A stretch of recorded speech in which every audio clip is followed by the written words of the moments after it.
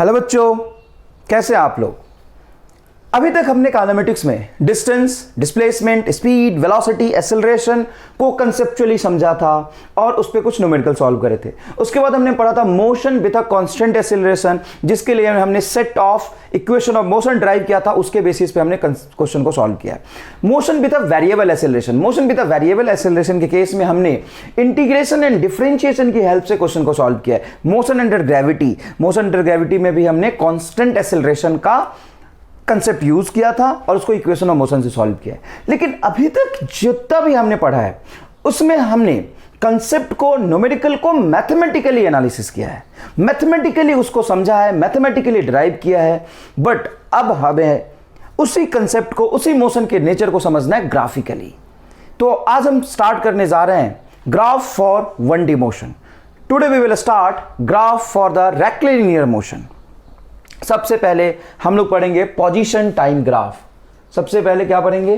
Position. Position जानते हैं आप? Location of object with respect to any frame of reference is called position. Position versus time graph. अब जब भी आप कोई भी ग्राफ बनाते हो तो उसमें दो एक्सिस आप लिखते हो, y और x। दो फिजिकल क्वांटिटी के बीच में ही ग्राफ बन सकता है एक साथ। ऐसा नहीं वेलोसिटी, पोजीशन और टाइम के बीच ग्राफ बना रहे हो आप। दो फिजिकल क्वांटिटी आपको चूज करना है। बेसिक फिजिकल क्वांटिटी हमने चूज करा है पोजीशन वर्सेस टाइम। पोजीशन को x से रिप्रेजेंट करते हैं और टाइम को t से रिप्रेजेंट कर दिया। ये हमने ग्राफ बना दिया। अब पोजीशन को y एक्सिस पे क्यों रखा? क्योंकि y एक्सिस पे हमेशा डिपेंडेंट वेरिएबल होता है। Position depends upon time, but time does not depends upon position. Time तो अपने हिसाब से चलता रहता है दुनिया में, टाइम पोजीशन पे डिपेंड नहीं करेगा। तो पोजीशन वर्सेस टाइम ग्राफ बना लिया। ऐसा हमने एक ग्राफ बनाया, ठीक है। अब इस ग्राफ का इस पॉइंट पे अगर स्लोप में देखूं, ये पैराबोलिक ग्राफ है, हर पॉइंट पे इसका स्लोप सेम नहीं है। स्ट्रेट लाइन होता तो स्लोप सेम होता। अगर मैं एग्जैक्टली इसी पॉइंट पे स्लोप देखने की कोशिश करूं तो इस पॉइंट पे स्लोप को विजुलाइज करने के दो तरीके होते हैं। डिफरेंशिएशन का फिजिकल मीनिंग भी होता है स्लोप ऑफ द ग्राफ। वो कैसे होता है बताता हूं। और टेंजेंट ड्रॉ करके भी आप स्लोप देखते हैं।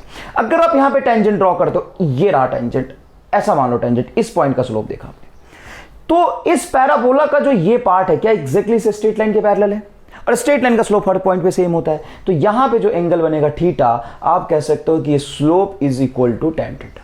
अगर आप थीटा किसी तरीके से कैलकुलेट कर सकते हो तो आपको स्लोप मिल जाएगा, ठीक है भाई। अच्छा, अगर मैं इसी पॉइंट पे ऐसे देखूं कि ये जितना यहां पे एंगल बना इतना एंगल यहां भी बनेगा। ये y एक्सिस पे मैंने x रखा है, तो x में इनफाइनाइटली स्मॉल चेंज dx, और ये हो जाएगा infinitely small change in this coordinate dt, और ये एंगल वही होगा। तो यहाँ पे tan थीटा को क्या लिख सकते हैं? क्योंकि स्ट्रेट लाइन है, इंक्लिनेशन हर जगह पे सेम होगा, तो यहाँ पे tan थीटा को लिख सकते हो dx by dt। और dx by dt क्या होता है? डिफरेंशिएशन। इसीलिए डिफरेंशिएशन का फिजिकल मीनिंग होता है slope of the graph. Rate of change graphical meaning होता है slope of the graph. I am sorry, differentiation का ग्राफिकल मीनिंग होता है slope of the graph. And physical meaning क्या होता है? Rate of change in this with respect to this. ये this क्या है? पोजीशन, और ये टाइम। तो rate of change in position with respect to time क्या हो जाता है? वेलोसिटी। ये क्या हो जाता है? वेलोसिटी। अब समझिएगा, तो हेंस पोजीशन टाइम ग्राफ का जो स्लोप है वो किसको रिप्रेजेंट करता है? वेलोसिटी को। बिल्कुल सही बात है। अच्छा, अगर मैं स्लोप यहां पे देखो, इस पॉइंट पे स्लोप देखने के लिए यहां पे टेंजेंट प्लॉट करूंगा, ये टेंजेंट देखूंगा। ये जो एंगल है मान लीजिए अल्फा, ये यहां पे जो टेंजेंट का एंगल है वो कम है और यहां पे टेंजेंट का एंगल ज्यादा है, मतलब यहां से यहां स्लोप बढ़ गया। तो आप ढंग से देखना, यहां पे जब इस पॉइंट से इस पॉइंट तक जाओगे तो देखो dt ज्यादा है और dx कम है। तो इस पॉइंट पे स्लोप कम है, dx कम चला, dt टाइम ज्यादा लिया, तो वेलोसिटी क्या होगी? कम। तो स्लोप कम है तो वेलोसिटी कम है। यहां पे देखो, ये रहा तुम्हारा dx और ये रहा dt। यहां पे dx ज्यादा हो गया और dt कम हो गया, तो वेलोसिटी बढ़ गई। स्लोप बढ़ने से वेलोसिटी बढ़ जाती है। यहां पे वेलोसिटी देखोगे, देखो बेटा, अगर छोटे से dt टाइम में देखोगे तो पोजीशन इतना चेंज होगा। तो जैसे जैसे ऊपर जाते जा रहे हो स्लोप बढ़ते जा रहे, इसलिए वेलोसिटी क्या होता जाएगा? बढ़ता जाएगा, ठीक है। अब आप देखते हैं यहां पे इसका एरिया अंडर द कर्व किसको रिप्रेजेंट करेगा? मान लो इस ग्राफ से यहां तक आपने एरिया अंडर द कर्व देखा, कहीं पे x पे जाके dt निकाला, तो एरिया का फिजिकल मीनिंग होता, सॉरी इंटीग्रेशन का फिजिकल मीनिंग होता है एरिया। तो इसको लिखेंगे x into dt, and x into dt आप कैलकुलेट कर सकते हो इसका एरिया। न्यूमेरिकली कोई प्रॉब्लम नहीं है, बट फिजिकली जिस तरीके से dx by dt वेलोसिटी को रिप्रेजेंट करता था, ये किसी चीज को रिप्रेजेंट नहीं करेगा। तो पोजीशन टाइम का ग्राफ का एरिया आपके काम का नहीं है, बट पोजीशन टाइम ग्राफ का स्लोप आपके काम का है, और वो किसको रिप्रेजेंट करता है? वेलोसिटी को। आइए एक बेसिक सवाल देखते हैं। मान लीजिए ये पोजीशन टाइम ग्राफ हमने बना लिया, ये ग्राफ बनाया हमने पोजीशन टाइम ग्राफ। ऐसा, ठीक है बेटा। यहां से ये इस तरीके का कुछ ग्राफ बनाया हमने, ये मोशन ए के लिए है और ये मोशन बी के मोशन के लिए बनाया मैंने, ठीक है। अब हमें वेलोसिटी कंपेयर करना है, किसका वेलोसिटी ज़्यादा है, किसका वेलोसिटी कम है। तो ए के लिए आप देखोगे तो इसका इंक्लिनेशन ज़्यादा, एंगल ज़्यादा है, मतलब इसका स्लोप ज़्यादा होगा, और इसका स्लोप क्या होगा, कम होगा। और स्लोप ज़्यादा होने का मतलब क्या होता है, वेलोसिटी ज़्यादा होती है। तो क्या बोलेंगे आप, velocity of A is greater than velocity of B. जिस ग्राफ का स्लोप जितना ज़्यादा होगा उसकी वेलोसिटी उतनी ज़्यादा होगी। और स्लोप का और ज़्यादा कैसे होगा, एक्स एक्सिस से जितना ज़्यादा एंगल बनाएगा स्लोप उसकी उतनी ज़्यादा होगी। एक्स एक्सिस से जितना कम एंगल बनाएगा, लाइन ऐसा है पैरेलल टू एक्स एक्सिस है तो इसकी स्लोप जीरो होगी। लाइन ऊपर जाता जा रहा है, ऊपर जाता जा रहा है, वर्टिकल लाइन हो गया तो उसकी स्लोप इनफाइनाइट होगी, तो वेलोसिटी क्या हो जाएगा, इनफाइनाइट। अगर कहीं पे ऐसा ग्राफ बना हो, पोजीशन वर्सेस टाइम का, एक्स वर्सेस टी का ऐसा ग्राफ बना हो, तो ऐसा ग्राफ बनने का मतलब क्या है, इसकी वेलोसिटी जीरो है। क्यों, क्योंकि इसका स्लोप जीरो है। और अगर मैं ग्राफ वर्टिकल बना दूं, मतलब इसका वेलोसिटी कितनी, इनफाइनाइट है, इसका velocity infinite. Velocity infinite physically possible नहीं, लेकिन आप बना तो सकते हो ना। इसका बताओ वेलोसिटी क्या हो जाएगी, जीरो हो जाएगी। अब यहाँ पे आते हैं, क्या दोनों ही पार्टिकल ए एंड बी का इनिशियल पोजीशन सेम था? हाँ, दोनों का इनिशियल पोजीशन जीरो था। दोनों में से ज़्यादा किसने चला, डिस्प्लेसमेंट ज़्यादा किसका, ए का या बी का? आराम से सोच के बताओ। वेलोसिटी तो ए का ज़्यादा है, डिस्प्लेसमेंट किसका ज़्यादा है? तो डिस्प्लेसमेंट ए का is equal to displacement of B. Displacement is same of A and B. A and B दोनों का डिस्प्लेसमेंट सेम है। क्यों? तो ढंग से समझना, इस ग्राफ का जो लेंथ है, आप ऐसे देख रहे हो कि इस ग्राफ का लेंथ कम है और इस ग्राफ का लेंथ ज़्यादा है, मतलब वी की डिस्प्लेसमेंट ज़्यादा है? नहीं, जो बी की डिस्प्लेसमेंट है ना, वो एक्सटी ग्राफ का ये लेंथ डिस्प्लेसमेंट नहीं बताएगा। इसका वाई एक्सिस की तरफ कंपोनेंट देखोगे, क्योंकि वाई एक्सिस पे मैंने पोजीशन रखा है, तो ये इनिशियल पोजीशन दोनों का सेम था। वर्टिकल बी यहां पहुंचा, ए यहां पहुंचा, तो ए का वर्टिकल कंपोनेंट यहां पहुंचेगा फाइनल, बी का भी वर्टिकल कंपोनेंट यहां पहुंचेगा, मतलब ये इसकी डिस्प्लेसमेंट होगी। ए और बी दोनों की डिस्प्लेसमेंट सेम है। तो सर इसकी लेंथ बड़ी क्यों है? भाई इसका लेंथ डिस्प्लेसमेंट नहीं बताता है, लेंथ पाथ को रिप्रेजेंट नहीं कर रहा है। ये एक रफ आइडिया दे रहे, यहां से यहां गया। इसके लेंथ का जो वर्टिकल कंपोनेंट होगा वाई एक्सिस के कोऑर्डिनेट को बताएगा, वाई में मैंने पोजीशन रखा है, और इसका हॉरिजॉन्टल कंपोनेंट टाइम को बताएगा। तो इतने टाइम में ये इतना चला, तो ज्यादा टाइम लिया तो इसकी वेलोसिटी कम हो गई, और ये इतने ही टाइम में इतना पोजीशन डिस्प्लेसमेंट चल गया तो इसकी वेलोसिटी ज़्यादा हो गई। ठीक है, तो आप समझिएगा पोजीशन टाइम ग्राफ का जो ये प्लॉट करते हैं ना, ये जो लेंथ होता है ना, असल में ये पाथ को रिप्रेजेंट नहीं करता, ये लेंथ डिस्प्लेसमेंट को रिप्रेजेंट नहीं करता। इवन किसी भी दो फिजिकल क्वांटिटी के बीच में जब आप ग्राफ बनाते हो तो ये जो लेंथ होता है वो किसी चीज़ को रिप्रेजेंट नहीं कर रहा होता। इसका वर्टिकल कंपोनेंट वाई कोऑर्डिनेट पे जो रखोगे उसको रिप्रेजेंट करेगा, इसका हॉरिजॉन्टल कंपोनेंट एक्स एक्सिस पे जिसको रखोगे उसको रिप्रेजेंट करेगा। क्लियर है बात? अब आगे देखिए, यहाँ पे कुछ न्यूमेरिकल सवाल सॉल्व करते हैं अपन। मान लीजिए कि अपन ने दो स्ट्रेट लाइन ग्राफ बनाया है, दो अलग अलग पार्टिकल के मोशन के लिए, दो डिफरेंट पार्टिकल के मोशन के लिए हमने डिफरेंट ग्राफ बनाया है, पोजीशन वर्सेस टाइम ग्राफ। उनके वेलोसिटी का रेशियो निकालना है। Find velocity of A divided by velocity of B. ठीक है बेटा, देखो यहाँ पे फाइंड, ये रहा v और ये रहा पोजीशन वर्सेस टाइम ग्राफ, एक ए के मोशन के लिए, बी के मोशन के लिए, ऐसा बनाया हमने। ठीक है, ये एक्स एक्सिस से 30 डिग्री एंगल बना रहा है और ये वाई एक्सिस से 30 डिग्री एंगल बना रहा है। तो find velocity of A divided by velocity of B. A और बी के वेलोसिटी का रेशियो बताइए क्या होगा। यहाँ पे ग्राफ किसका है, position time. Position time graph का स्लोप क्या होता है, वेलोसिटी होता है। स्लोप कैसे देखते हैं, तो tan थीटा से। यहाँ पे थीटा दिया हो तो ये डायरेक्टली स्ट्रेट लाइन का स्लोप हर पॉइंट पे कांस्टेंट होता है, तो आप कह सकते हो वेलोसिटी ऑफ ए मतलब tan theta of A divided by tan theta of B. तो दोनों की वेलोसिटी तो बराबर आ जाएगी, ये भी 30 डिग्री, ये भी 30 डिग्री। तो स्लोप देखने के लिए आप एंगल एक्स एक्सिस से देखते हैं, ये 30 और ये वाला एंगल होगा 60। तो tan इसके लिए लेंगे आप tan 60 degree divided by tan 30 degree. ठीक है ना, बी के लिए 30 डिग्री। तो tan 30 इज 1/√3 और ये होगा आपका √3, तो ये होगा आपका √3 डिवाइडेड बाई 1/√3। तो जब ये √3 ऊपर जाएगा तो 3:1 हो जाएगा आपका आंसर। क्लियर है बात, समझ आया?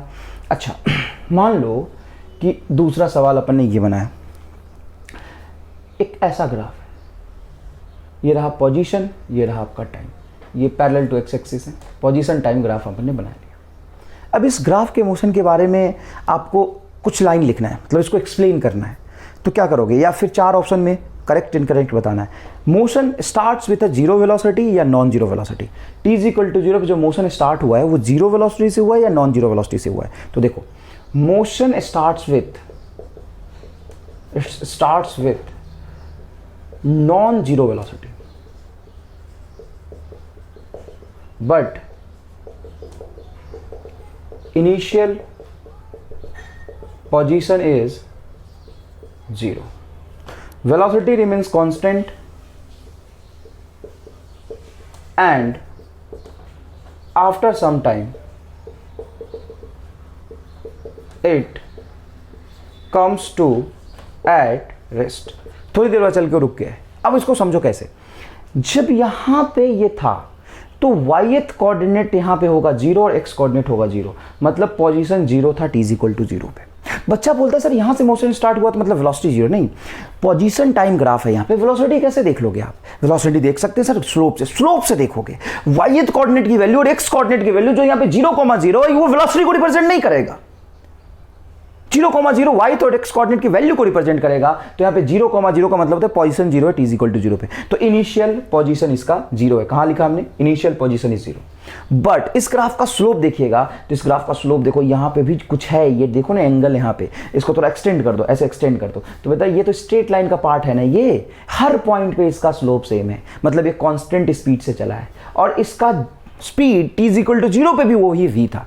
थोड़ी देर तक चलता रहा t0 टाइम तक कांस्टेंट वेलोसिटी चला। उसके बाद यहाँ पे देखो स्लोप 0 है, मतलब रेस्ट में आ गया है, टाइम बढ़ता जा रहा है, इसकी पोजीशन फिक्स हो गई है। समझ आया थोड़ा सा? बस अब आपको ये समझना है, अगर सर इनिशियल वेलोसिटी रेस्ट से, इनिशियल वेलोसिटी 0 रेस्ट से जर्नी कैसे स्टार्ट होता है, तो आइए नेक्स्ट क्वेश्चन करते हैं। इन विच ग्राफ, ये क्वेश्चन नंबर आपका था सेकंड, फर्स्ट तो भी कर लिया था हमने, ये था थर्ड और ये fourth. In which graph motion is uniform, 4 graph बनाना है अपने को और आपको बताना है किस ग्राफ में मोशन यूनिफॉर्म है। यूनिफॉर्म मोशन का मतलब क्या होता है?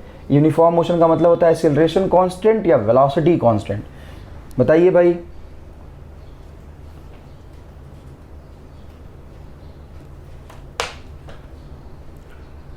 वेलोसिटी कांस्टेंट या फिर एक्सीलरेशन कांस्टेंट। तो ये 4 ग्राफ मैंने बनाए, ए बी सी डी। आपको बताना है in which graph motion is uniform.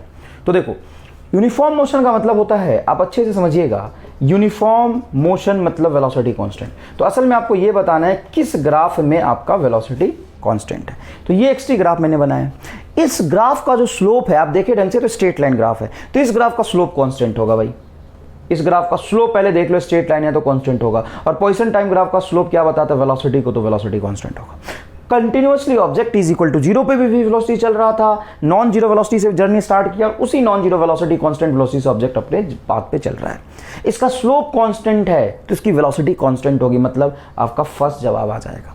Sir ये क्यों नहीं होगा? तो आप ढंग से समझना, यहाँ पे जब मैं स्लोप प्लॉट कर देखूंगा यहाँ पे स्लोप, तो ऐसे एक्स एक्सिस के साथ पैरेलल ग्राफ आएगा, मतलब इसकी स्लोप t इक्वल टू 0 पे 0 है, मतलब ये रेस्ट से जर्नी स्टार्ट कर रहा है और धीरे धीरे इसका देखो स्लोप बढ़ रहा है। अपवर्ड ओपनिंग पैराबोला है बेटा, हंसता हुआ ग्राफ है, इसका स्लोप लगातार बढ़ रहा है और स्लोप का मतलब होता है वेलोसिटी, तो वेलोसिटी कंटिन्यूअसली बढ़ रहा है। ये एक्सीलरेटिंग मोशन है, एक्सीलरेटिंग मोशन है, मतलब इसकी वेलोसिटी लगातार बढ़ रही है।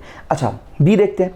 तो देखो यहाँ पे तो स्लोप देखो ऐसे देखोगे कुछ नॉन जीरो है, तो नॉन जीरो वेलोसिटी से जर्नी स्टार्ट कर रहा है और लगातार इसकी स्लोप देखोगे टेंजेंट एक्स एक्सिस का पैरेलल होता जा रहा है और यहाँ पे देखो मतलब एक्स एक्सिस तरफ बेंड होता जा रहा है और यहाँ पे पैरेलल टू एक्स एक्सिस हो गया, मतलब motion starts with zero velocity.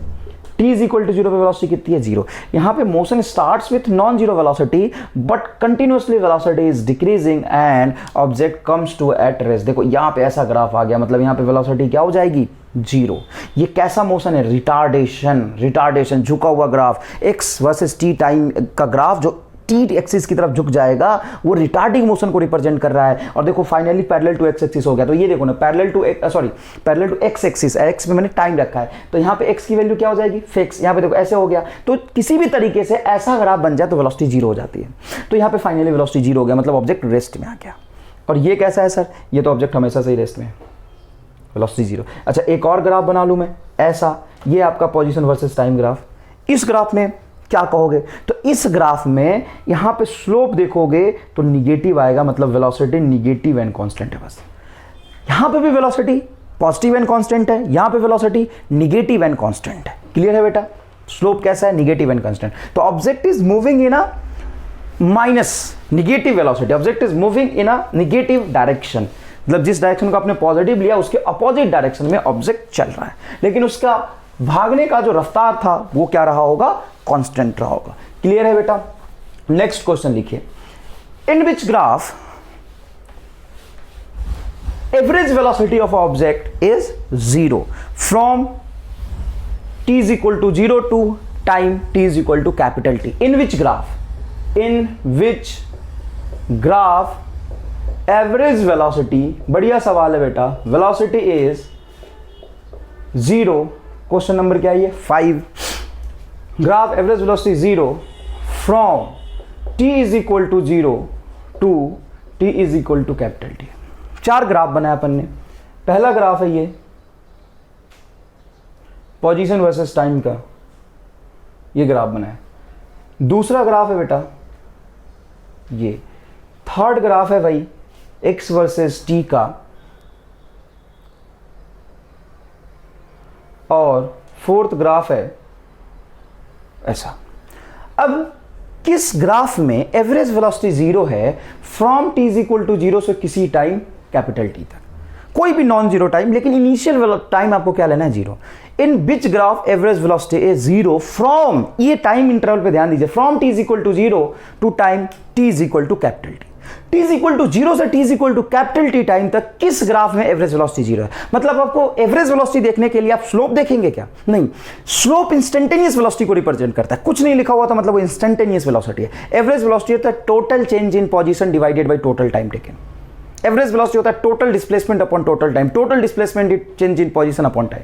यहां पे देखो particle t is equal to 0 पे यहां था, इस पोजीशन पे था, क्या इस पोजीशन पे दोबारा पार्टिकल कभी आ पाएगा, नहीं, इसका पोजीशन लगातार बढ़ता जा रहा है, पोजीशन घटा है लेकिन यहां पहुंचा। इनिशियल पोजीशन पे t इज इक्वल टू 0 पे जहां था वहां पे किसी टाइम पे नहीं आ पा रहा, मतलब यहां पे एवरेज वेलोसिटी 0 हो सकता है। मान लो इस पोजीशन पे मैं देखूं तो ये कुछ t1 से लेके t2 के बीच में एवरेज वेलोसिटी 0 हो सकता है, क्योंकि t1 और t2 पे पोजीशन सेम है, लेकिन t इज इक्वल टू 0 से किसी टाइम t तक एवरेज वेलोसिटी 0 नहीं हो सकता। यहां देखो, यहां पे इस पोजीशन पे कभी दोबारा नहीं पहुंच पाया है, यहां पे देखो इस पोजीशन पे दोबारा नहीं पहुंच पाया है, लेकिन t इज इक्वल टू 0 पे ऑब्जेक्ट यहां था, पहले इसकी पोजीशन बढ़ती गई, फिर इसकी पोजीशन घटी, फिर से किसी टाइम t पे उसी पोजीशन पे वापस आएगा। मतलब correct option is this, average velocity 0 from t is equal to 0 to capital time t। देखो t इज इक्वल टू 0 पे ऑब्जेक्ट जहां था ना, कहीं से भी घूम के उसी पोजीशन पे दोबारा आ जाता है तो उसका टोटल डिस्प्लेसमेंट 0 हो जाएगा, इसलिए एवरेज वेलोसिटी क्या हो जाएगा, 0 हो जाएगा। एवरेज स्पीड 0 नहीं होगा, क्या 0 होगा, एवरेज वेलोसिटी 0 होगा। ठीक है भाई। नेक्स्ट देखो, मान लो बेटा एक ऐसा ग्राफ बनाया मैंने, पोजीशन वर्सेस टाइम, ये ग्राफ है। आपसे पूछेगा how many time object comes to at rest, how many time object comes to at rest, ये कैसे पता चलेगा, ये तो पोजीशन टाइम ग्राफ पूरा बना हुआ है। तो जिस पॉइंट पे स्लोप 0 होगा, और स्लोप मैक्सिमा और मिनिमा पे 0 होता है। देखो मैक्सिमम और मिनिमा तभी एग्जिस्ट करेगा, देखो यहाँ पे अगर मैं टेंजेंट प्लॉट करूँ तो स्लोप 0 नहीं होगा, स्लोप 0 होगा, यहाँ पे एग्जैक्टली टेंजेंट जो होगा इस पॉइंट पे पैरेलल टू एक्स एक्सिस होगा, ये भी पैरेलल टू इसी पॉइंट पे एक्स एक्सिस होगा, ये भी पैरेलल टू एक्स एक्सिस होगा। तो यहाँ पे वेलोसिटी क्या होगा 0, यहाँ पे वेलोसिटी क्या होगा 0, यहाँ पे वेलोसिटी क्या होगा 0। तो कितनी बार वेलोसिटी 0 हो रहा है, 3 बार। कौन सी velocity, instantaneous velocity is 0 3 times, यहाँ पे और यहाँ पे। पोजीशन टाइम ग्राफ का स्लोप डिफरेंशिएशन से तो बेटा इंस्टेंटेनियस वेलोसिटी पता चलता है ना, rate of change in position with respect to time. तो इंस्टेंटेनियस वेलोसिटी कितनी बार 0 हो रहा है, 3 बार 0 हो रहा है। समझ में आ गई ये बात। नेक्स्ट देखिए, इन विच इंटरवल, क्वेश्चन लिखिएगा question number 7, in which interval acceleration and velocity in opposite direction. Position time graph में बनाऊंगा, आपको क्वेश्चन लिखना है, in which interval acceleration and velocity in opposite direction. ये मैंने पोजीशन वर्सेस टाइम का graph बनाया। In which interval velocity and acceleration is in opposite direction. मतलब वेलोसिटी और एक्सेलरेशन एग्जैक्टली अपोजिट डायरेक्शन में। ये रहा पोजीशन, यहां पे कुछ टाइम है बेटा t1, यहां पे टाइम है आपका कुछ t2, यहां पे टाइम है t3। ये पोजीशन वर्सेस टाइम ग्राफ बना है। किस इंटरवल में? ऑप्शन हो सकता है t1 से t2, इंटरवल मतलब टाइम गैप, t1 से t2 के बीच में, t2 से t3 के बीच में, या t1 से लेके t3 तक। In which interval velocity and acceleration in opposite direction. तो सबसे पहले जवाब ढूंढने से पहले सवाल पे फोकस करिए। Velocity and acceleration is in opposite direction. Velocity और एक्सेलरेशन अपोजिट में होने का मतलब तो ये हुआ कि वो रिटार्डेशन की बात कर रहा है। रिटार्डेशन का ये डिफिनेशन होता है, negative acceleration is not called retardation. मैंने क्या बोला था, ग्राफ के थ्रू हमने सारे मोशन के कंसेप्ट समझने हैं। तो रिटार्डेशन का मतलब क्या होता है? स्पीड का कम होना, स्पीड का कम होना। रिटार्डेशन का मतलब होता है स्पीड का कम होना। वेलोसिटी और एक्सेलरेशन अगर सेम डायरेक्शन में होगा तो स्पीड बढ़ेगा, और वेलोसिटी और एक्सेलरेशन अपोजिट डायरेक्शन में होगा, ये बोला velocity and acceleration in opposite direction, तो स्पीड क्या होगा? घटेगा। तो रिटार्डेशन की डेफिनेशन है। आइए यहां पे देखते हैं स्पीड कहां पे क्या है। तो यहां पे एग्जैक्टली तुम स्लोप देखोगे तो ये slope not equal to zero, यहां पे velocity not equal to zero आएगा, और स्लोप पॉजिटिव है मतलब वेलोसिटी कुछ पॉजिटिव आएगा। एग्जैक्टली यहां पे देखोगे तो बेटा वेलोसिटी जीरो है, और यहां पे देखोगे तो कुछ वेलोसिटी निगेटिव होगा, क्योंकि यहां पे स्लोप कैसा आएगा? निगेटिव। मतलब ये हुआ कि यहां पे कुछ वेलोसिटी थी, ऑब्जेक्ट की t इक्वल टू t। धीरे धीरे धीरे धीरे धीरे धीरे यहां से यहां तक देखोगे तो स्पीड क्या हो रहा है? स्पीड क्या हो रहा है? कम। कैसे पता? अरे भाई कुछ था, -5 था, +5 था, कोई फर्क नहीं पड़ता, कुछ था वो जीरो हो गया तो कम ही हुआ होगा। और यहां पे जीरो से फिर निगेटिव में -2, -3, -4, तो इस मैग्नीट्यूड ऑफ वेलोसिटी, स्पीड तो बढ़ ही रहा है ना। यहां से यहां तक स्पीड बढ़ रहा है लगातार, स्पीड बढ़, यहां से जीरो से कुछ आया तो स्पीड बढ़ा, और यहां पे कुछ से जीरो हुआ तो स्पीड घटा। स्पीड घटा है कहां से कहां तक? t1 से t2 तक। तो आंसर हो जाएगा कि रिटार्डेशन कहां से कहां तक हुआ है? t1 से t2 तक। मतलब ये हुआ कि आपका जो वेलोसिटी और एक्सेलरेशन है t1 से t2 तक अपोजिट डायरेक्शन में है, और फिर t2 से t3 के बीच में क्या हो जाएगा? इन अ सेम डायरेक्शन। t2 से t3 के बीच में सेम डायरेक्शन हो जाएगा। क्लियर है बेटा? आगे देखिए क्वेश्चन नंबर क्या था? 7। 8 देखिए भाई, क्वेश्चन नंबर 8 समझते हैं। यह है पोजीशन टाइम, नीट का पूछा हुआ सवाल है, ढंग से समझिएगा। ऐसा ग्राफ बनाया और आपसे बोला कि वेलोसिटी इज मैक्सिमम एट, और उसने 4 पॉइंट बनाए, ए, बी, सी एंड डी। और इन वेलोसिटी मैक्सिमम कहाँ पे होगा? तो वेलोसिटी मैक्सिमम देखो ए पे, अगर आप देखो ढंग से तो देखो यहाँ पे टाइम बढ़ता जा रहा है लेकिन पोजीशन फिक्स है। यहाँ पे स्लोप देखोगे तो जीरो आएगा, मतलब यहाँ पे ए पे तो एग्जैक्टली वेलोसिटी जीरो है, और यहाँ पे डी पे भी वेलोसिटी क्या है? जीरो। सी पे वेलोसिटी कुछ नॉन जीरो है, नॉट इक्वल टू जीरो है, लेकिन वेलोसिटी जो मैक्सिमम होगा वो बी पे देखोगे स्लोप, ये देखो बी पे स्लोप ज़्यादा है, ए पे स्लोप एक्स एक्सिस से कम बनेगा, यहाँ पे एंगल ज़्यादा बनेगा। मतलब velocity is maximum at, velocity is maximum at B. B point पे वेलोसिटी सबसे ज़्यादा है। ऐसे ही सवाल लीड में पूछे जाते हैं। ठीक है भाई, कहाँ पे वेलोसिटी सबसे ज़्यादा है? बी पॉइंट पे। नेक्स्ट देखिए, अब मैंने यहाँ तक जो सवाल किए थे तो ग्राफिकल एनालिसिस से कंसेप्चुअल चीज़ों को समझा था, और थोड़े बहुत मैंने न्यूमेरिकल भी सॉल्व करे। अब यहाँ पे एवरेज वेलोसिटी और एवरेज एक्सेलरेशन के न्यूमेरिकल कैसे ग्राफ से बनते हैं वो देखो। मान लो ये पोजीशन टाइम ग्राफ है, क्वेश्चन नंबर 9 समझिएगा। ये मैंने बनाया पोजीशन वर्सेस टाइम ग्राफ। ठीक है, देखना पोजीशन वर्सेस टाइम ग्राफ अपने को बनाना है, और इसमें आपको ये बताना है कि एवरेज वेलोसिटी और एवरेज एक्सेलरेशन क्या हो रहा है। तो देखो ऐसा ग्राफ है, फिर ऐसा है, फिर ऐसा है, फिर ऐसा है। ये मैंने बनाया, यहाँ पे x इज इक्वल टू 10 है, और यहाँ पे ये कोऑर्डिनेट 20 है, यहाँ पे टाइम 2 है, 4 है, 5 और 6 है। चलो टाइम इन अ सेकेंड, और x इज इन मीटर। अब आपसे मैं बोलता हूँ कि find average velocity and average speed between t is equal to 0 to t is equal to 6, मतलब कंप्लीट जर्नी में t is equal to 0 to t is equal to 6 के बीच में average velocity and average acceleration आपको बताना। तो जब मैं सिर्फ स्पीड एंड वेलोसिटी की बात करूंगा तो वहां पे स्लोप देखेंगे आप, और एवरेज वेलोसिटी और एवरेज स्पीड की बात करूंगा तो आप देखेंगे फाइनल माइनस इनिशियल पोजीशन या टोटल पाथ लेंथ। तो एवरेज वेलोसिटी के लिए क्या हो जाएगा? Total displacement upon total time. अब t इज इक्वल टू 0 पे ऑब्जेक्ट कहां था? यहां पे, और t इज इक्वल टू 6 पे ऑब्जेक्ट कहां है? यहां पे। ऑब्जेक्ट चला नहीं था क्या, क्योंकि t=6 पे फाइनल पोजीशन तो 0 आ रही है। यहाँ का y कोऑर्डिनेट देखो पोजीशन 0, यहाँ पे y कोऑर्डिनेट देखो पोजीशन 0, मतलब डिस्प्लेसमेंट 0 और एवरेज वेलोसिटी 0 आ रहा है। तो ऑब्जेक्ट चला था, पहले 0 से 10 मीटर पे गया, फिर यहाँ से यहाँ तक देखो एक्जैक्टली स्लोप 0 है, मतलब यहाँ पे ऑब्जेक्ट चल नहीं रहा, रेस्ट में है। फिर ऑब्जेक्ट चला 20 पे गया, तो टोटल लेंथ कितना चला, पहले 10 चला, ये लेंथ नहीं, इसका y कोऑर्डिनेट देंगे, बताएगा पाथ को। तो ये यहाँ से यहाँ गया, मतलब कितना चला 10 मीटर, फिर नहीं चल रहा है, टाइम चल रहा है लेकिन वो नहीं चला, फिर यहाँ से यहाँ तक 10 मीटर और गया, तो मतलब टोटल पॉजिटिव डायरेक्शन में गया ऊपर की तरफ 20 मीटर, और फिर वापस आ गया, कितना आया होगा 20 मीटर। तो टोटल डिस्टेंस कितना चला हो, पाथ लेंथ 40, क्योंकि 1D मोशन है पहले में पता है, object is moving in 1D, क्योंकि हम ग्राफ सिर्फ 1D के बारे में पढ़ रहे हैं। तो total distance 40 divided total time 60, ये आ जाएगा आपका average speed. But average velocity क्या हो जाएगा आपका 0। इसी ग्राफ पे अगर मैं पूछता हूँ वेलोसिटी, कहाँ पे, t=3 सेकेंड पे, तो क्या होगा 0।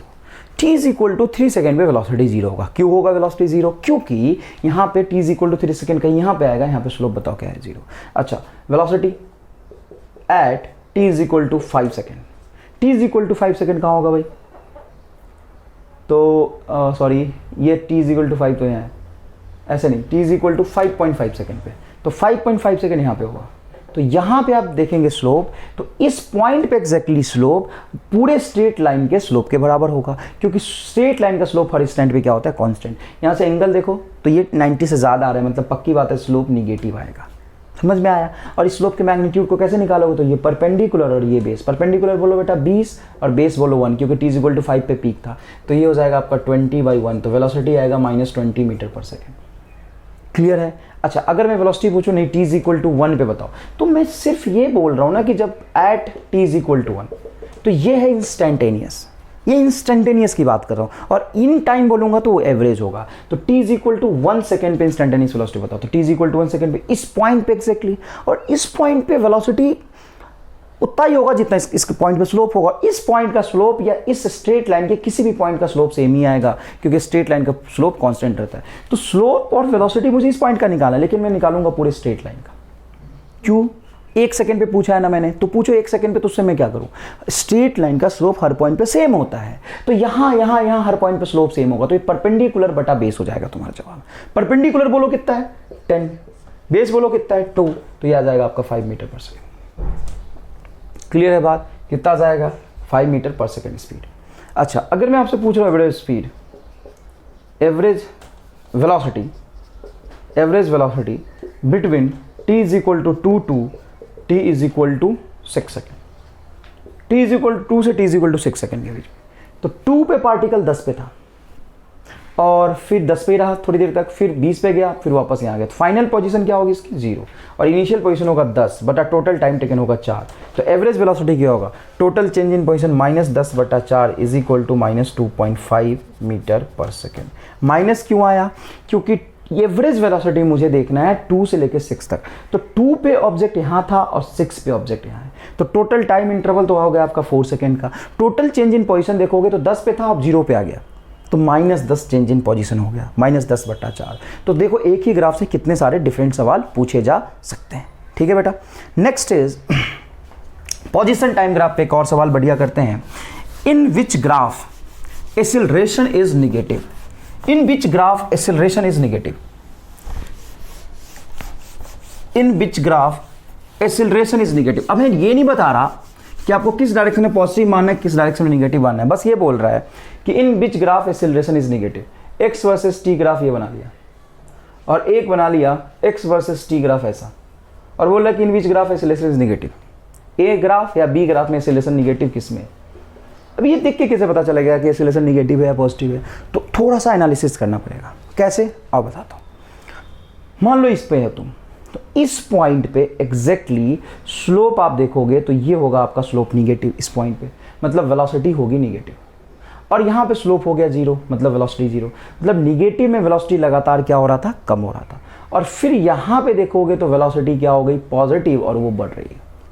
ठीक है, अब वेलोसिटी पॉजिटिव है क्योंकि स्लोप पॉजिटिव है और वो बढ़ रही है, तो जिस डायरेक्शन में वेलोसिटी है उसी डायरेक्शन में एक्सेलरेशन होगा। सर आपको कैसे पता, क्योंकि यहां पे स्लोप का मैग्नीट्यूड बढ़ रहा है, स्लोप का मैग्नीट्यूड बढ़ रहा है, वेलोसिटी पॉजिटिव है। कैसे पता स्लोप पॉजिटिव है, और वो स्लोप बढ़ रहा है, मतलब वेलोसिटी पॉजिटिव में बढ़ रहा है, तो पॉजिटिव में वेलोसिटी और वो बढ़ता जा रहा है, मतलब एक्सीलरेशन उधर ही होगा तभी तो बढ़ा है, तो एक्सीलरेशन पॉजिटिव होगा। और यहाँ पे वेलोसिटी निगेटिव में और ये घटता जा रहा है, तभी तो ये जीरो हुआ है। और निगेटिव में मान लो वेलोसिटी पीछे है और घटता जा रहा है, तो वेलोसिटी तभी घटेगा जब एक्सीलरेशन उसके अपोजिट में होगा। तो यहाँ पे एक्सीलरेशन अपोजिट में होगा तो वेलोसिटी निगेटिव है, क्योंकि स्लोप निगेटिव है, एक्सीलरेशन इसके अपोजिट होगा, मतलब एक्सीलरेशन पॉजिटिव होगा। तो through out the motion acceleration कैसा आ गया? पॉजिटिव। समझ आया कि नहीं? बहुत बढ़िया कंसेप्ट है, यहां देखना ढंग से। यहां पे एग्जैक्टली वेलोसिटी बोलो जीरो सर, यहां पे बोलो, यहां पे वेलोसिटी पॉजिटिव। हाँ सर पॉजिटिव होगा, बिल्कुल होगा। वेलोसिटी कैसा होगा? पॉजिटिव, क्योंकि एक्स-टी ग्राफ का स्लोप पॉजिटिव है। यहां पे देखो एंगल 90 से कम बढ़ रहा है, स्लोप पॉजिटिव है तो वेलोसिटी पॉजिटिव होगा। और ये वेलोसिटी लगातार कम होगा। कैसे? देखो स्लोप कम हो रहा है ना यार, यहाँ पे स्लोप ज़्यादा था, यहाँ पे धीरे धीरे कम हो गया, मतलब वेलोसिटी कम हो रहा है। वेलोसिटी है पॉजिटिव में और वो कम हो रहा है, मतलब एक्सीलरेशन उसका पॉजिटिव में होगा, निगेटिव होगा। और यहाँ पे देखो ढंग से, तो यहाँ पे स्लोप जीरो था और धीरे धीरे धीरे देखो स्लोप निगेटिव में बढ़ रहा है, निगेटिव में स्लोप बढ़ रहा है, वेलोसिटी निगेटिव में बढ़ रहा है, तो एक्सीलरेशन भी उसी की तरफ होगा तभी तो उसको बढ़ाएगा। तो यहाँ भी एक्सीलरेशन निगेटिव, यहाँ भी एक्सीलरेशन निगेटिव, तो बताओ एक्सीलरेशन कैसा आ जाएगा? निगेटिव। अब तुम एक चीज़ यहाँ पे रट लो, एक्सीलरेशन पॉजिटिव होगा एक्स-टी ग्राफ का अगर वो स्माइलिंग कर्व है, स्माइलिंग कर्व है, और एक्सीलरेशन निगेटिव होगा एक्स-टी ग्राफ का अगर वो स्माइलिंग कर्व। दो तरह का कर्व बताया था आपको, smiling curve and crying curve. Crying curve, ये कर्व कैसा है? स्माइलिंग है, इसमें एक्सीलरेशन पॉजिटिव होगा, देख लो। और असल में इसी ग्राफ का ये वाला हिस्सा है, इसमें एक्सीलरेशन कैसा होगा सर? पॉजिटिव होगा, देख लो, क्योंकि इस आधे ग्राफ का ये इक्वल है। इसमें एक्सीलरेशन कैसा होगा? निगेटिव होगा, देखो यहाँ से यहाँ तक ही तो है ये। और इसमें एक्सीलरेशन कैसा होगा? कैसा बनाऊँ? ऐसा। इसमें एक्स-टी है, सारे ग्राफ कैसे हैं? एक्स-टी, सारे ग्राफ कैसे? एक्स-टी। इसमें एक्सीलरेशन बोलो निगेटिव, इसमें एक्सीलरेशन बोलो पॉजिटिव, इसमें एक्सीलरेशन बोलो पॉजिटिव, इसमें एक्सीलरेशन बोलो निगेटिव। अरे भाई ये दो ग्राफ इसी को तोड़ के बना है, समझ आया कि नहीं आया? तो बहुत सारे न्यूमेरिकल सॉल्व कर लिए, कम से कम 10-12 सवाल हमने सॉल्व कर लिए पोजीशन टाइम ग्राफ पे, ठीक है ना। पोजीशन टाइम ग्राफ का वेलोसिटी स्लोप क्या बताता है? वेलोसिटी को, इंस्टेंटेनियस वेलोसिटी को। एवरेज देखना है तो कैसे देखेंगे? एवरेज आप देखेंगे final minus initial divided by total time taken, final minus initial position divided by total time taken. Next is velocity time graph. Next is velocity time graph. अब motion को वेलोसिटी टाइम ग्राफ के concept समझते हैं। हमने position time graph बनाया था, लेकिन बात वेलोसिटी की भी की, एक्सीलरेशन का भी किया, तो पोजीशन टाइम ग्राफ से हमने सारी चीज़ों को एनालाइज किया। नेक्स्ट है आपका वेलोसिटी टाइम ग्राफ। देखो मान लो ये वेलोसिटी टाइम ग्राफ मैं बनाता हूँ कुछ इस तरीके का स्ट्रेट लाइन। अब यहाँ पे तो स्लोप हर पॉइंट पे सेम होगा, मुझे तो देखना है कि इसका स्लोप किस चीज़ को रिप्रेजेंट कर रहा है। तो मान लो यहाँ पे 2 पॉइंट लेता हूँ मैं, ये एंगल जो होगा थीटा इस एंगल के बराबर होगा। वाई एक्सिस पे मैंने वेलोसिटी रखा है, तो ये होगा आपका dv और ये होगा आपका dt। तो tan थीटा ही स्लोप को रिप्रेजेंट करता है, और वो tan थीटा बराबर क्या लिख सकता हूँ? स्लोप बराबर क्या लिख सकता हूँ? स्लोप इज इक्वल टू लिख सकता हूँ tan theta perpendicular upon base, तो dv, और सॉरी ये d थीटा नहीं dt, तो dv बाई dt। तो rate of change in velocity, differentiation in concept समझिए, rate of change in velocity with respect to time क्या हो जाएगा? एक्सीलरेशन। तो वेलोसिटी टाइम ग्राफ का स्लोप किसको रिप्रेजेंट करता है? एक्सीलरेशन को, ठीक है। अब मैं यहाँ पे अगर इसके एरिया अंडर द कर्व को समझने की कोशिश करता हूँ, तो इंटीग्रेशन का फिजिकल मीनिंग होता है एरिया अंडर द कर्व। कैसे? अगर मैं इसको इंटीग्रेट करता हूँ, देखो area is equal to, integrate करता हूँ तो ये होगा v इंटू डी टी, और v into D T exactly किसको बताता है? चेंज इन पोजिशन को, मतलब डिस्प्लेसमेंट को। तो इसका एरिया अंडर द कर्व क्या हो जाएगा? डिस्प्लेसमेंट। इसका जो एरिया अंडर द कर्व हो जाएगा वो डिस्प्लेसमेंट को बताएगा। मान लो इसका एरिया यहाँ पे आया है a1, ये एरिया है -a2 और ये एरिया है a3। तो जो ऊपर एरिया बनेगा उसको बोलेंगे हम लोग पॉजिटिव, और जो नीचे की तरफ एरिया बनेगा उसको बोलेंगे नेगेटिव। तो अगर आपसे पूछता है टोटल डिस्प्लेसमेंट बताओ, तो टोटल डिस्प्लेसमेंट होगा, नेट डिस्प्लेसमेंट होगा आपका a1 -a2 plus a3, and total जो डिस्टेंस निकालेंगे आप, डिस्टेंस वो होगा आपका a1 plus A2 plus A3। Distance के लिए आप ऐड करेंगे, लेकिन डिस्प्लेसमेंट के लिए पॉजिटिव एरिया को ऐड करेंगे, निगेटिव एरिया को सब्ट्रैक्ट करेंगे। ऐसा क्यों? ऐसा इसलिए क्योंकि यहाँ पे जो एरिया है वो पॉजिटिव वेलोसिटी की वजह से है। देखो यहाँ पे वेलोसिटी पॉजिटिव है, यहाँ पे वेलोसिटी पॉजिटिव है, यहाँ पे वेलोसिटी पॉजिटिव है। पॉजिटिव वेलोसिटी मतलब ऑब्जेक्ट आगे चल रहा है, यहाँ पे वेलोसिटी मैक्सिमम हो गई, उसके बाद वेलोसिटी कम हो रहा है, लेकिन है तो पॉजिटिव। अगर आप इसको समझोगे तो लगातार ऑब्जेक्ट आगे भाग रहा है विद इंक्रीजिंग वेलोसिटी। ये पाथ को नहीं बता रहा है, ये बस डेटा बता रहा है, इस टाइम पे ये वेलोसिटी, इस टाइम पे ये वेलोसिटी, इस टाइम पे ये वेलोसिटी, अभी वेलोसिटी पॉजिटिव। तो लगातार ऑब्जेक्ट एक ही डायरेक्शन में जा रहा है, उसकी वेलोसिटी बढ़ रही है, फिर उसकी वेलोसिटी धीरे धीरे कम हो रही है, लेकिन जा तो आगे ही रहा है। उसके बाद यहां पे पहुंचा तो एक्जैक्टली वाई कोऑर्डिनेट की वैल्यू एक्स पे क्या होती है 0, यहां पे वेलोसिटी क्या हो जाएगी 0, और उसके बाद वेलोसिटी नेगेटिव हुई, मतलब ऑब्जेक्ट पीछे भाग रहा है। यू टर्न ले लिया, तो यू टर्न लेने से डिस्प्लेसमेंट तो कम ही होता है ना यार, और फिर वो यहाँ पे वेलोसिटी 0 हो गया, फिर पॉजिटिव में गया, मतलब फिर उसकी पोजीशन बढ़ेगी। ठीक है, तो यहाँ पे वेलोसिटी नेगेटिव होने की वजह से ऑब्जेक्ट पीछे चल रहा था, इसलिए ये डिस्प्लेसमेंट को कम करेगा, यहाँ पे इसको माइनस करेंगे। लेकिन डिस्टेंस की अगर बात आएगी तो आप सारे को क्या करेंगे, ऐड करेंगे। तो बताइए वेलोसिटी टाइम ग्राफ का स्लोप किसको रिप्रेजेंट करता है, एक्सेलरेशन को, और इसका एरिया अंडर द कर्व किसको रिप्रेजेंट करता है, डिस्प्लेसमेंट को, चेंज इन पोजीशन को रिप्रेजेंट करता है, और change in position is equal to क्या होगा, डिस्प्लेसमेंट होगा। क्लियर है बात ये? अब in which of the following graph motion is uniform, in which graph motion is uniform. एक ग्राफ मैंने बनाया, सबसे पहले VT ग्राफ एक स्ट्रेट लाइन बनाया, दूसरा मैंने VT ग्राफ बनाया B कुछ इस तरह का, और तीसरा VT ग्राफ मैंने बनाया है कुछ इस तरह का, और चौथा VT ग्राफ मैंने बनाया है कुछ इस तरह का। ठीक है, किस ग्राफ में मोशन यूनिफॉर्म है, A में, B में, C या D? तो मोशन यूनिफॉर्म होने का मतलब होता है कि उसमें वेलोसिटी क्या होनी चाहिए, कांस्टेंट। मोशन यूनिफॉर्म कब होगा, जब वेलोसिटी कांस्टेंट होगा। अब वेलोसिटी कांस्टेंट किस में है, क्या है वेलोसिटी कांस्टेंट है, क्या इसका स्लोप वेलोसिटी को बताएगा, नहीं, इसका स्लोप किसको बताएगा भाई, तो VT ग्राफ का स्लोप एक्सीलरेशन को बताएगा। और इसको याद कैसे रखेंगे, तो स्लोप का मतलब होता है जो y में उसका change with respect to time, तो dv/dt क्या होता है, इंस्टेंटेनियस एक्सीलरेशन। तो इस ग्राफ का स्लोप किसको बताता है, इंस्टेंटेनियस एक्सीलरेशन को। इस टाइम का ग्राफ स्लोप, VT ग्राफ का स्लोप किसको बताएगा, इंस्टेंटेनियस एक्सीलरेशन को। अब ढंग से समझना, इस पॉइंट पे स्लोप, इस पॉइंट पे स्लोप, इस पॉइंट पे स्लोप, इस पॉइंट पे स्लोप, इस पॉइंट पे स्लोप कांस्टेंट है, मतलब एक्सीलरेशन कैसा है आपका, constant, but velocity continuously increasing. देखो y कोऑर्डिनेट की वैल्यू तो बढ़ रही, तो वेलोसिटी कंटिन्यूसली इंक्रीजिंग, मतलब मोशन इज नॉन यूनिफॉर्म। किसको बता रही है, non uniform motion with constant acceleration, non uniform motion with constant acceleration. इस ग्राफ में आप देखेंगे तो यहाँ पे स्लोप बताइए क्या है, 0। जैसे जैसे आप ऊपर बढ़ता जाएगा ग्राफ, तो इसका स्लोप बढ़ता जा रहा है, मतलब एक्सीलरेशन इज कंटिन्यूसली इंक्रीजिंग। और जैसे जैसे आप ऊपर जाओगे तो इसका y कोऑर्डिनेट पे वेलोसिटी, y कोऑर्डिनेट की वैल्यू बढ़ती जा रही है, मतलब वेलोसिटी बढ़ता जा रहा है।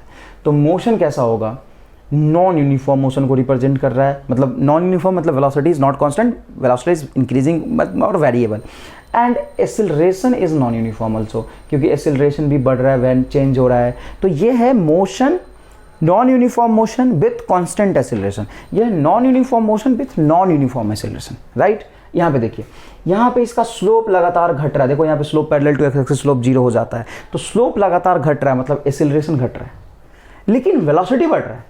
ये कैसे हो सकता है, तो देखो हर पॉइंट पे y कोऑर्डिनेट की वैल्यू देखते चले जाओगे तो बढ़ता नहीं जा रहा क्या, तो वेलोसिटी बढ़ रहा है, मतलब एक्सीलरेशन घट रहा है, मतलब मोशन कैसा है, वेलोसिटी की वैल्यू बढ़ती जा रही है और एक्सीलरेशन क्या होता जा रहा है, घटता जा रहा है। एक्सीलरेशन का मैग्नीट्यूड घटता जा रहा है, ठीक है ना। तो क्या रिटार्डिंग मोशन है, नहीं, रिटार्डिंग मोशन कहाँ से है, वेलोसिटी अगर बढ़ रहा है, रफ्तार बढ़ रहा है, तो रिटार्डिंग मोशन थोड़ी ना है।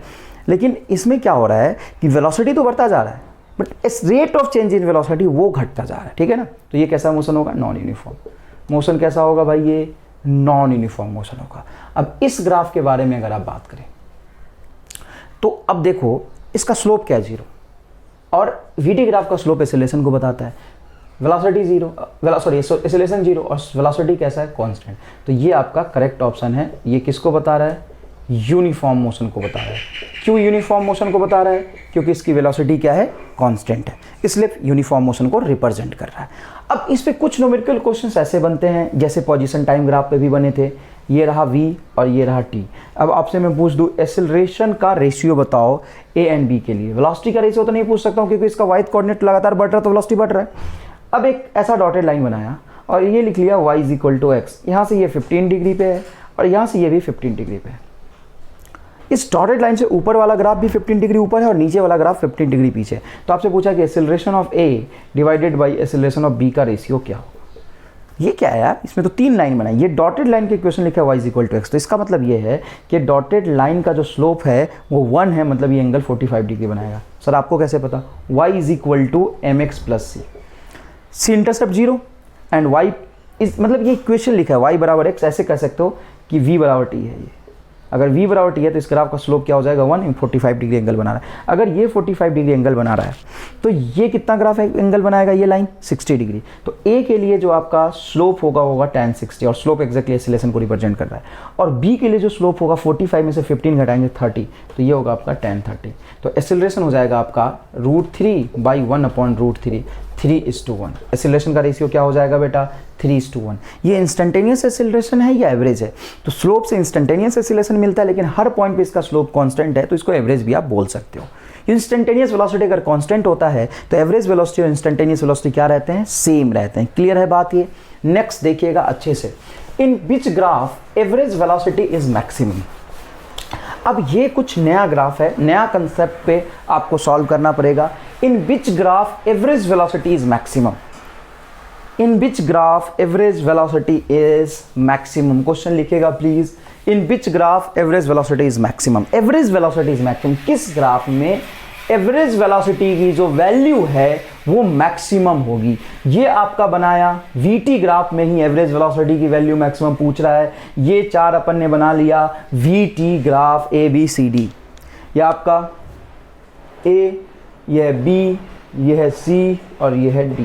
ये ग्राफ बनाया, ये ग्राफ बनाया, ये ग्राफ बनाया और ये ग्राफ बनाया। फाइनल टाइम t0 तक बनाया, final time t0, final time t0, final time t0।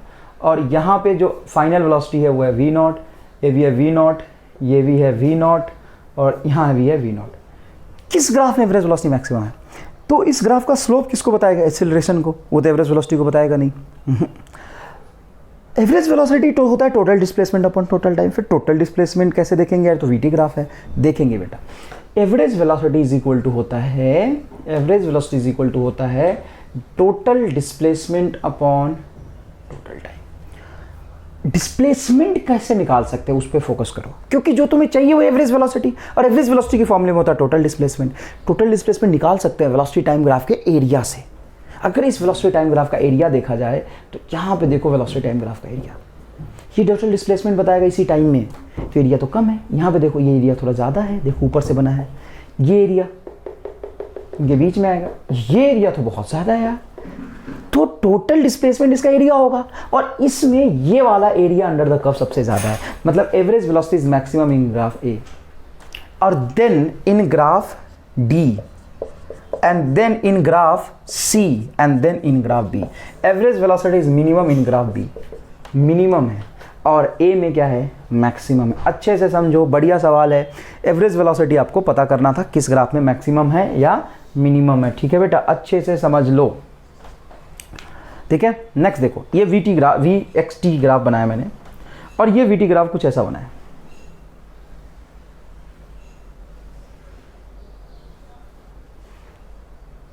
यहाँ पे टाइम हो रहा है बेटा T1, ये टाइम है T2, ये टाइम है T3, ये टाइम है T4, ये टाइम है T5। डिस्प्लेसमेंट ऑफ ऑब्जेक्ट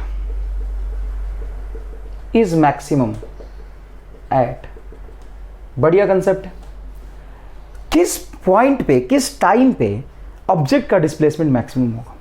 तो सबसे पहले ये देखो, क्या जर्नी जीरो वेलोसिटी से शुरू हुआ है या नॉन जीरो वेलोसिटी से। तो देखना, XT ग्राफ जब ऐसा बनाते हैं, XT ग्राफ जब ऐसा बनाते हैं तो आपने बोला था यहाँ पे velocity not equal to zero है, क्योंकि इस ग्राफ का स्लोप वेलोसिटी को बताएगा। कोऑर्डिनेट तो x, y और x कोऑर्डिनेट तो पोजीशन और टाइम को बता रहा है।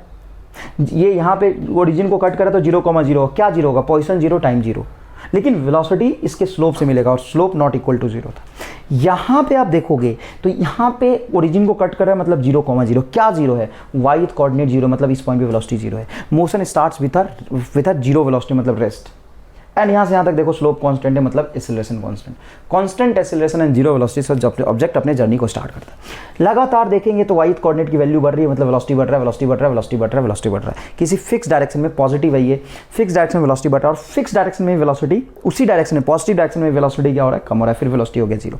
आपसे पूछा है कि displacement of object is maximum, किस पॉइंट पे डिस्प्लेसमेंट मैक्सिमम होगा? तुरंत बच्चे जवाब देते हैं सर T1 पे, क्योंकि यहाँ पे पीक मिल रहा है। भाई T1 पे तो वेलोसिटी मैक्सिमम है ना, वाई कोऑर्डिनेट पे जो रखा है मैंने फिजिकल क्वांटिटी वो मैक्सिमम है। डिस्प्लेसमेंट कैसे पता चलेगा? एरिया से। ये पूरा एरिया देखो, ये पूरा डिस्प्लेसमेंट को बताएगा, ये एरिया A1 है, और ये भी एरिया पॉजिटिव है, ये भी डिस्प्लेसमेंट को बताएगा। यहाँ से यहाँ तक डिस्प्लेसमेंट बढ़ा, फिर डिस्प्लेसमेंट बढ़ा, लेकिन ये एरिया निगेटिव है, यहाँ से डिस्प्लेसमेंट घटेगा। तो T4 is answer, T4 is answer. T4 पे डिस्प्लेसमेंट मैक्सिमम होगा, क्योंकि ये निगेटिव एरिया डिस्प्लेसमेंट को घटा देगा। अब मैं पूरी तरीके से कंसेप्चुअली समझाता हूँ। यहाँ पे देखो वेलोसिटी कम थी लेकिन पॉजिटिव है, वेलोसिटी बढ़ रही है, बढ़ रही है, बढ़ रही है, मतलब एक पॉजिटिव डायरेक्शन में ऑब्जेक्ट चल रहा है विथ इंक्रीजिंग वेलोसिटी। थोड़ी देर बाद उसकी वेलोसिटी कम होने लग गई, मतलब डायरेक्शन तो पॉजिटिव है, क्या यहाँ पे वेलोसिटी है तो पॉजिटिव ही ना भाई, पॉजिटिव डायरेक्शन में उसकी भागने की रफ्तार कम हो गई, नहीं भाग तो आगे रहा है, फिर यहाँ पे रुक गया, तो मतलब आगे जाता जाता यहाँ पे रुक गया, और फिर वेलोसिटी पॉजिटिव में, मतलब फिर आगे ही भागा, तो यहाँ तो डिस्प्लेसमेंट बढ़ता ही गया लगातार। ठीक है ना? तो कंसेप्चुअली और ग्राफिकली दोनों तरीके से आपको समझ में आ रहा है कि T4 ये टाइम होगा जहाँ पे पोजीशन मैक्सिमम आएगा, डिस्प्लेसमेंट मैक्सिमम आएगा। पोजीशन मैक्सिमम क्यों बोला मैं? क्योंकि यहाँ पे देखोगे, अच्छा इनिशियल पोजीशन तो डिफाइन ही नहीं किया है ना, तो डिस्प्लेसमेंट मैक्सिमम होगा, जहाँ पे भी होगा वहाँ से डिस्प्लेसमेंट मैक्सिमम होगा T4 पे। ठीक है बेटा, चलो नेक्स्ट क्वेश्चन देखो। Find time after which object comes to at its initial position. Find time after which object comes to at its initial position. वो समय बताइए जब ऑब्जेक्ट अपने इनिशियल पोजीशन पे वापस आ जाएगा। आईआईटी का पूछा हुआ सवाल है, find time when object comes to at its initial position. ठीक है ना? ग्राफ ऐसा बनाया देखिए,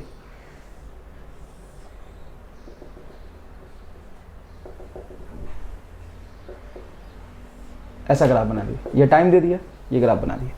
अब मुझे बताना है वो टाइम बताओ जब ऑब्जेक्ट इनिशियल पोजीशन पे वापस आ जाएगा। फाइंड टाइम, क्या पता करना है आपको? Time when object comes to its initial position, object अपने इनिशियल पोजीशन पे वापस आ जाएगा। ठीक है ना बेटा? तो यहाँ पे ये ग्राफ अपन ने बना दिया, ग्राफ ऐसा बना दिया। किसी भी टी टाइम पे मान लो ऑब्जेक्ट यहाँ है, तो इनिशियल पोजीशन पे वापस आ गया, मतलब ऑब्जेक्ट पहले आगे गया होगा, वेलोसिटी बढ़ रही आगे गया होगा, फिर वेलोसिटी घट रही लेकिन आगे ही गया होगा, यहाँ पे वेलोसिटी जीरो ही रुका होगा, फिर पीछे आ गया होगा, तो कितने देर बाद वो यहीं पहुँच जाएगा, मतलब डिस्प्लेसमेंट क्या हो जाएगा? जीरो। इनिशियल पोजीशन पे वापस आ जाएगा, मतलब चेंज इन पोजीशन जीरो हो गया, तो डिस्प्लेसमेंट क्या हो जाएगा? जीरो। और डिस्प्लेसमेंट जीरो होने का मतलब ये है कि ये वाला पॉजिटिव एरिया A1 ये निगेटिव एरिया A2 के बराबर होगा। तो ये एरिया आप निकालोगे तो कैसे निकालोगे? ये होगा आपका हाफ मल्टीप्लाई ये 4 मल्टीप्लाई हाइट 4, ये टोटल एरिया आएगा। लेकिन ये एरिया कैसे निकालेंगे? तो ये तो ग्राफ ऐसे ही अननोन बना के छोड़ दिया था। तो मान लो किसी टी टाइम पे यहाँ पे एंड कर रहा है, तो ये होगा तुम्हारा बेस, और ये मान लो हाइट V, तो इसका एरिया लिखोगे तो होगा हाफ V इंटू ये बेस T-4। सीधा T थोड़ी नहीं लिखोगे, T तो कोऑर्डिनेट है, ये बेस कितना होगा? T-4 गैप, 1/2 से 1/2 कटेगा, तो ये आ गया आपका 16 is equal to V into T-4। आपने एक इक्वेशन लिखा तो सही, बट प्रॉब्लम ये है कि इस इक्वेशन में दो वेरिएबल है, V और T दोनों आपके लिए अननोन है, क्योंकि ग्राफ यहाँ तक बना के वो छोड़ दिया था और टाइम पूछ रहा है, ये कोऑर्डिनेट आपको नहीं बताया था। ठीक है सर, लेकिन ये ग्राफ जरूर पता है आपको कि स्ट्रेट लाइन है, तो ऊपर वाला थीटा एंगल और नीचे वाला एंगल बराबर होगा, उससे आप tan थीटा लिख सकते हो। ये tan थीटा होगा परपेंडिकुलर अपॉन बेस। परपेंडिकुलर बेटा बोलो कितना होगा? 4 और बेस होगा 2, तो 4/2। tan थीटा लिखना है, कोई यहाँ पे स्लोप का कंसेप्ट नहीं लगाना, सिर्फ tan थीटा लिखो। इधर देखोगे tan थीटा परपेंडिकुलर V और बेस T-4, तो यहाँ से कटेगा 2, तो T-4 को आप लिख सकते हो V/2।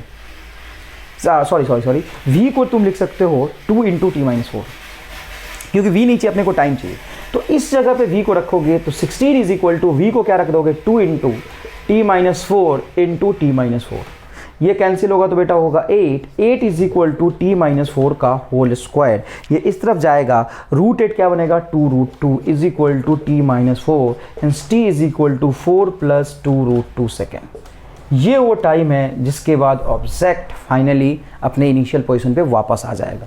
बढ़िया सवाल था, आईटी का पूछा हुआ सवाल है, कंसेप्चुअल है, ढंग से करिए। ठीक है बेटा, लिख लो। नेक्स्ट देखो, इस पे डिस्प्लेसमेंट पे बेस्ड खूब सारे सवाल पूछे जाते हैं। कुछ आसान सवाल होते हैं, कुछ मुश्किल सवाल होते हैं। ये वाले जो सवाल हमने किया था, ये डायरेक्टली बढ़िया सवाल हमने कर लिया। ये सवाल मुश्किल है। आसान सवाल कैसे होते हैं सर? आसान कराओ पहले, आओ आसान करते हैं पहले।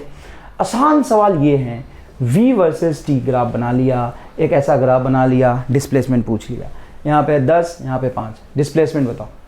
तो VT ग्राफ का जो एरिया होता है वो किसको बताता है? डिस्प्लेसमेंट को। तो इस ग्राफ का एरिया निकाल दीजिए, वो क्या मिल जाएगा आपका? डिस्प्लेसमेंट मिल जाएगा। तो आप यहाँ पे लिखेंगे displacement is equal to area half into 10 multiply 5, ये कैंसिल होगा 25 मीटर आंसर। ऐसे सवाल खूब सारे नीट में पूछे जाते हैं। क्लियर है ये बात? आगे देखो, ऐसा ग्राफ बना लिया, V वर्सेस T, ये ग्राफ बना दिया। ठीक है भाई, यहाँ देखो, ये आपका 10, ये आपका 20, ये है 2, 4, 6, 8, 10। Find total distance and displacement. Distance and displacement. यहाँ पे अगर एवरेज वेलोसिटी और एवरेज स्पीड पूछता तो टोटल डिस्टेंस अपन टोटल टाइम और टोटल डिस्प्लेसमेंट अपन टोटल टाइम करते, वही सवाल है मेन, कोई खास फर्क नहीं पड़ेगा। टोटल डिस्टेंस, टोटल डिस्टेंस क्या होगा? इसका टोटल एरिया, यहाँ से यहाँ तक एरिया देखेंगे तो आएगा 10 मल्टीप्लाई 2/2, तो ये आपका एरिया आ जाएगा 10। ये एरिया कितना आ जाएगा? 10। यहाँ से यहाँ तक देखोगे बेटा, यहाँ तक तो गैप कितने का है? 4, और ये है 10, तो ये एरिया हो जाएगा 40। ये देखोगे तो 6, 8, 2 और ये 10, तो ये भी एरिया होगा 10। यहाँ से यहाँ तक का एरिया देखोगे तो ये आपका हो गया हाइट 20 मल्टीप्लाई 2 इंटू हाफ, तो ये एरिया हो गया -20। टोटल डिस्टेंस के लिए सारा ऐड कर देंगे आप, तो ये 20, 10, 50, 10, 60 और 20, 80 metre. Total distance travel by the particle is 80 metre. And total displacement ये होगा आपका 20, 20 कैंसिल होगा 40 मीटर। जितना प्लस एरिया है उससे नेगेटिव एरिया को क्या कर देते हैं अपन? सबट्रैक्ट कर देते हैं। क्लियर है बेटा? कोई खास बात नहीं यहाँ पे। अच्छा, ये सवाल देखिए, वेलोसिटी वर्सेस टाइम ग्राफ बनाया मैंने। ऐसा ग्राफ बनाया, ऐसा, ये 20 है, ये 4 है और ये 8 है। Find average acceleration. आपसे मैं क्या पूछ रहा हूँ? Average acceleration between time interval 0 to 8 second. 0 से 8 सेकेंड के बीच में एवरेज एक्सीलरेशन बताओ क्या होगा? एवरेज एक्सीलरेशन होता है t is equal to 0, velocity देखो 20 था, and t is equal to 8 पे भी वेलोसिटी कितना है? 20, तो टोटल चेंज इन वेलोसिटी कितना होगा? 0। तो एवरेज एक्सीलरेशन क्या आ जाएगा? 0। इंस्टेंटेनियस एक्सीलरेशन के लिए आप स्लोप देखेंगे, लेकिन एवरेज एक्सीलरेशन के लिए आप क्या करेंगे? Final velocity minus initial velocity divided by total time taken करेंगे। क्लियर है ये बात? लिखिए इसको। बट एग्जाम में यहाँ पे इस पे जो सवाल पूछा था वो ये पूछा था, स्पीड वर्सेस टाइम। AIEEE का सवाल है ये, AIEEE का सवाल है ये। उन्होंने क्या पूछा था कि एक स्पीड वर्सेस टाइम ग्राफ बना दिया। कौन सा ग्राफ बना दिया? Speed versus time graph. ऐसा सेम बनाया था मैंने, ये जानबूझ के लिखा कि थोड़ा विजुअलाइज कर लो, फिर ये थोड़ा मुश्किल सवाल है।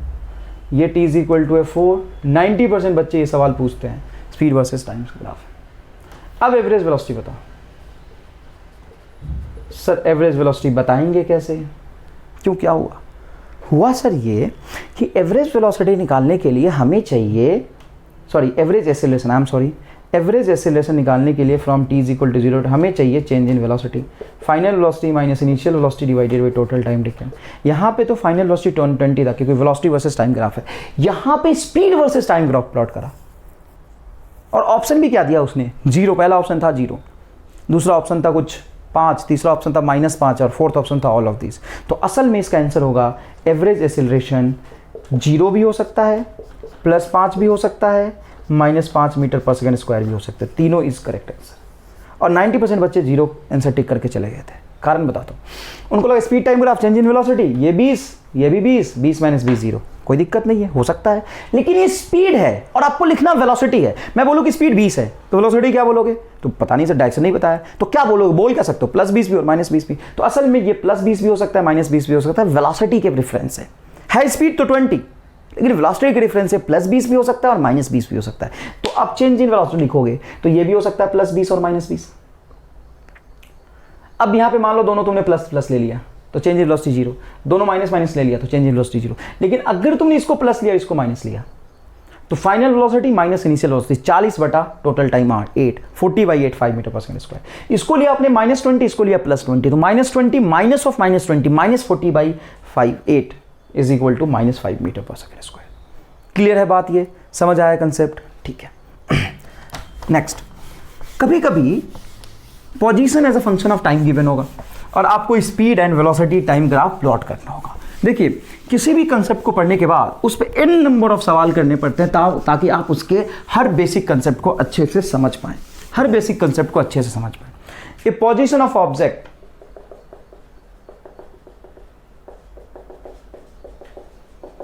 x is equal to T square minus 4t plus 6 plot velocity time and speed time graph. अपने को वेलोसिटी टाइम और speed time graph and acceleration time graph भी प्लॉट करना, सब कुछ प्लॉट करना। चलो, स्पीड टाइम, वेलोसिटी टाइम और एक्सीलरेशन टाइम, ये है position with respect to time. तो यहाँ से जब आप इसको डिफरेंशिएट करोगे, rate of change in position with respect to time वो क्या मिलेगा? वेलोसिटी मिलेगा। Rate of change in position with respect to time क्या मिलेगा आपको? वेलोसिटी। इसको डिफरेंशिएट करोगे तो ये मिल जाएगा आपको टी स्क्वायर का डिफरेंशिएशन 2t -4 और 6 का डिफरेंशिएशन 0। अब इसे प्लॉट करोगे आप वेलोसिटी वर्सेस टाइम, तो स्ट्रेट लाइन के इक्वेशन से मैच करो, y बराबर mx plus c straight line का इक्वेशन है, क्योंकि y पे रख दिया अपन ने v को, x पे रख दिया t को और इंटरसेप्ट c। तो ये ग्राफ कहाँ से शुरू होगा? -4 से। एंड स्लोप कैसा है इसका? 2, मतलब पॉजिटिव। इस तरह का स्ट्रेट लाइन बनेगा। कट कहाँ पे करेगा? तो कितने टाइम पे वेलोसिटी 0 है बताओ? t = 2 रखोगे, 4 - 4 0, तो t = 2 पे कट करेगा। लेकिन अगर आपसे बोला है कि नहीं मुझे तो स्पीड टाइम ग्राफ प्लॉट करना है, तो स्पीड टाइम ग्राफ प्लॉट करने के लिए आप क्या करेंगे? निगेटिव में स्पीड तो हो नहीं सकता है, स्पीड तो पॉजिटिव में होगा, तो ये जो -4 इस वेलोसिटी था असल में स्पीड तो +4 ही होगा, तो ये +4 पे कट करेगा और धीरे धीरे देखो यहाँ पे स्पीड कम हो रहा है, तो ये ऐसे आएगा फिर ऐसे आएगा, t = 2। ये सेम ग्राफ है, बट ये सेम जर्नी के लिए ग्राफ है, बट ये ग्राफ है स्पीड वर्सेस टाइम और ये ग्राफ है वेलोसिटी वर्सेस टाइम।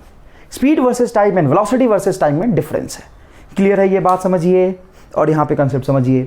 अब एक्सीलरेशन टाइम ग्राफ बोल रहा है तो वेलोसिटी को डिफरेंशिएट कर दे तो एक्सीलरेशन होगा 2t का डिफरेंशिएशन 2 और -4 का 0। तो एक्सीलरेशन टाइम ग्राफ मतलब एक्सीलरेशन कांस्टेंट आ रहा है, a = 2 आ रहा है, मतलब t = t किसी भी टाइम पे एक्सीलरेशन की वैल्यू कितनी रहेगी? 2 रहेगी। ठीक है ना? Acceleration remains constant. क्लियर है बेटा ये ग्राफ? तो अपन ने बिल्कुल n नंबर ऑफ सवाल कर लिए हैं, position time graph and velocity time graph. अब क्या है next? Next is velocity position graph. Velocity position graph क्यों इंपॉर्टेंट है, उसको क्यों पढ़ना समझिए। Velocity position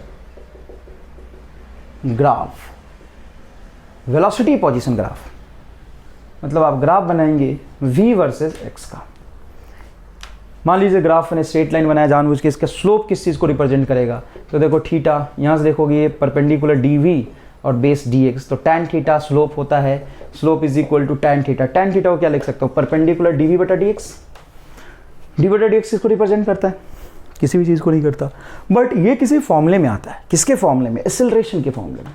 a = v × dv/dx आपने पढ़ा होगा। हाँ सर ये तो देखा, ये तो मेन डेफिनेशन है। यहाँ पे स्लोप आ रहा है dv/dx और dv/dx आपने देखा हुआ है। dv/dx को यहाँ से क्या लिख सकते हो? dv/dx को लिख सकते हो a/v। तो बताओ dv/dx क्या होगा? a/v। या ऐसे करो, यहाँ पे v से मल्टीप्लाई और v से डिवाइड कर दो, ये v × dv/dx क्या होगा? एक्सेलरेशन, तो a/v आ गया। तो स्लोप इज इक्वल टू क्या हो जाएगा? a/v। ठीक है ना?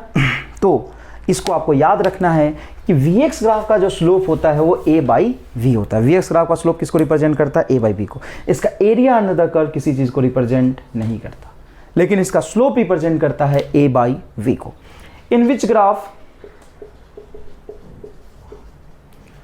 Acceleration is constant. अब एक्सेलरेशन पे अपने को बात करनी है vx ग्राफ के एक्सेलरेशन पे। In which graph acceleration is constant.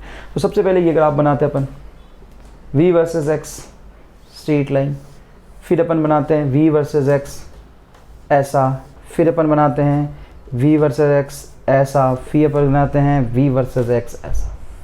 In which graph acceleration is constant. तो सबसे पहले ग्राफ पे आप देखेंगे तो इसका स्लोप कांस्टेंट है, स्ट्रेट लाइन है, स्लोप कांस्टेंट है, मतलब स्लोप इज इक्वल टू है a by v is equal to constant, तो a बराबर होगा v into constant. But acceleration is equal to आप यहां से क्या लिखेंगे, v इंटू स्लोप। स्लोप तो कांस्टेंट है लेकिन लगातार y एक्सिस की वैल्यू बढ़ती जाएगी, y कोऑर्डिनेट की वैल्यू बढ़ती जाएगी, मतलब वेलोसिटी बढ़ रहा है तो एक्सेलरेशन बढ़ेगा। अरे एक्सेलरेशन है वेलोसिटी इंटू कांस्टेंट, कांस्टेंट है चलो, और ऐसे वेलोसिटी बढ़ रहा लगा तो एक्सेलरेशन बढ़ेगा ना भाई। यहाँ पे देखो, यहाँ पे एक्सेलरेशन क्या लिखोगे, v इंटू स्लोप। अरे भाई एक्सेलरेशन बराबर v इंटू स्लोप। स्लोप लगातार क्या हो रहा है, अपवर्ड ओपनिंग पैराबोला बढ़ रहा है, और y कोऑर्डिनेट की वेलोसिटी भी देखिए, y कोऑर्डिनेट की वैल्यू भी वेलोसिटी भी बढ़ रही है, मतलब एक्सेलरेशन तो और द्रुत गति से बढ़ेगा। ना तो इसमें एक्सेलरेशन कांस्टेंट है, ना तो इसमें एक्सेलरेशन कांस्टेंट है। इसमें बताओ, इसमें क्या है कि v is proportional to x है। क्या है बेटा, v is proportional to x। अब अपने को बताना है इसमें एक्सेलरेशन। अरे वो तो ग्राफ वही रिपीट कर दिया, आई एम सॉरी, इस ग्राफ को तो रिपीट कर दिया। चलो इस पे बात करते हैं। इसमें देखोगे तो लगातार y कोऑर्डिनेट की वैल्यू बढ़ रही है, मतलब वेलोसिटी बढ़ रहा है, और एक्सेलरेशन बराबर होता है वेलोसिटी इंटू स्लोप। और देखोगे तो स्लोप लगातार घटता जा रहा है, एक टर्म बढ़ रहा है एक टर्म घट रहा है, तो ये कांस्टेंट रह सकता है। हमने आई एम नॉट सेइंग कि कांस्टेंट है, कांस्टेंट रह सकता है। लेकिन अगर ये graph exactly v is equal to root X पे बना है तो एक्सेलरेशन कांस्टेंट होगा। कैसे, तो यहाँ पे देखो, कैसे देखो, यहाँ पे इक्वेशन क्या लिखोगे, v is proportional to x, यहाँ पे क्या लिखोगे, v is proportional to X square, और यहाँ पे क्या लिखोगे, v is proportional root x, तभी तो x एक्सिस की तरफ बेंड हुआ है। यहाँ से एक्सेलरेशन निकालोगे तो a बराबर होता है v into D we by D X. v आपका root x, and root x का differentiation 1/2 root x, root x से रूट x कटेगा, एक्सेलरेशन कांस्टेंट। तो इसमें एक्सेलरेशन क्या आ जाएगा, कांस्टेंट आ जाएगा। और इसको आप ऐसे भी समझ सकते हो कि लगातार ऊपर बढ़ने से वेलोसिटी की वैल्यू तो बढ़ ही रही थी लेकिन स्लोप कम हो रहा था। दो चीज़ों का प्रोडक्ट यहाँ पे एक्सेलरेशन बनता है, वेलोसिटी इनटू स्लोप। समझ में आया? बहुत अच्छा सवाल है, कंसेप्चुअल सवाल है, ढंग से लिखिए इसको। अब इस पे एक तो सवाल ऐसे बनते हैं, दूसरा इस पे एक न्यूमेरिकल बनता है, एक्सेलरेशन की वैल्यू पूछ लेता है। इसका एरिया अंडर द कर्व तो किसी चीज़ को रिप्रेजेंट करता नहीं है, लेकिन यहाँ पे एक्सेलरेशन की वैल्यू पूछ सकता। कैसे पूछ सकता है एक्सेलरेशन की वैल्यू? देखो, ये मान लो v वर्सेस x ग्राफ अपन ने ऐसा कुछ बनाया, x है मीटर में, वेलोसिटी है मीटर पर सेकंड, ये है बेटा 10 मान लो, और ये है 20, और ये है आपका 4 metre. Find acceleration at x is equal to 2 metre. अच्छा, इसमें एक्सेलरेशन है कैसा? तो v is proportional to x जब होता है तो एक्सेलरेशन वेरिएबल होता है, वो आप देख सकते हो तुरंत से। a बराबर होता है v into D we by D X, velocity proportional to x and D we by D X हो जाएगा आपका कांस्टेंट। तो वेलोसिटी तो प्रोपोर्शनल टू x है, तो यहाँ पे क्या रखोगे, प्रोपोर्शनल टू x, और ये कांस्टेंट, तो एक्सेलरेशन भी proportional to x, velocity proportional to x, acceleration भी प्रोपोर्शनल टू x। बच्चा घबरा जाता है ये ग्राफ देख के। अच्छा, ये डीट में भी आया हुआ है ग्राफ कि एक vx ग्राफ बना लिया रफली, और पूछा कि x ग्राफ कैसा होगा, ऐसा ही होगा। अब इसमें 90% बच्चे कंफ्यूज हो जाते हैं, आइए ढंग से समझते हैं। x ग्राफ और vx ग्राफ सेम ऐसा ही होगा। यार गजब बात है, सेम कैसे होगा यार? सेम होगा, देखो कैसे, v is proportional to x है ना, ये स्ट्रेट लाइन है तो v is proportional to x होगा। अब acceleration as a function of x बनाना है तो एक्सेलरेशन निकालोगे, तो एक्सेलरेशन बराबर होता है v into D we by D X. v is proportional to x, तो इसको प्रोपोर्शनल टू x रख दो, कांस्टेंट रखना नहीं है। D we by D X मतलब इसको डिफरेंशिएट करोगे x के रिस्पेक्ट में, तो x का डिफरेंशिएशन x के रिस्पेक्ट में 1 होगा, ये 1 आ गया, मतलब acceleration is also proportional to x। जबरदस्त कंसेप्ट है, अच्छे से इसको रटिएगा, बहुत इंपॉर्टेंट है। vx ग्राफ का कन्वर्जन vx ग्राफ ही होगा, मतलब vx ग्राफ का स्ट्रेट लाइन का कन्वर्जन ax ग्राफ भी स्ट्रेट लाइन ही होगा। क्लियर है बेटा बात? आगे देखें,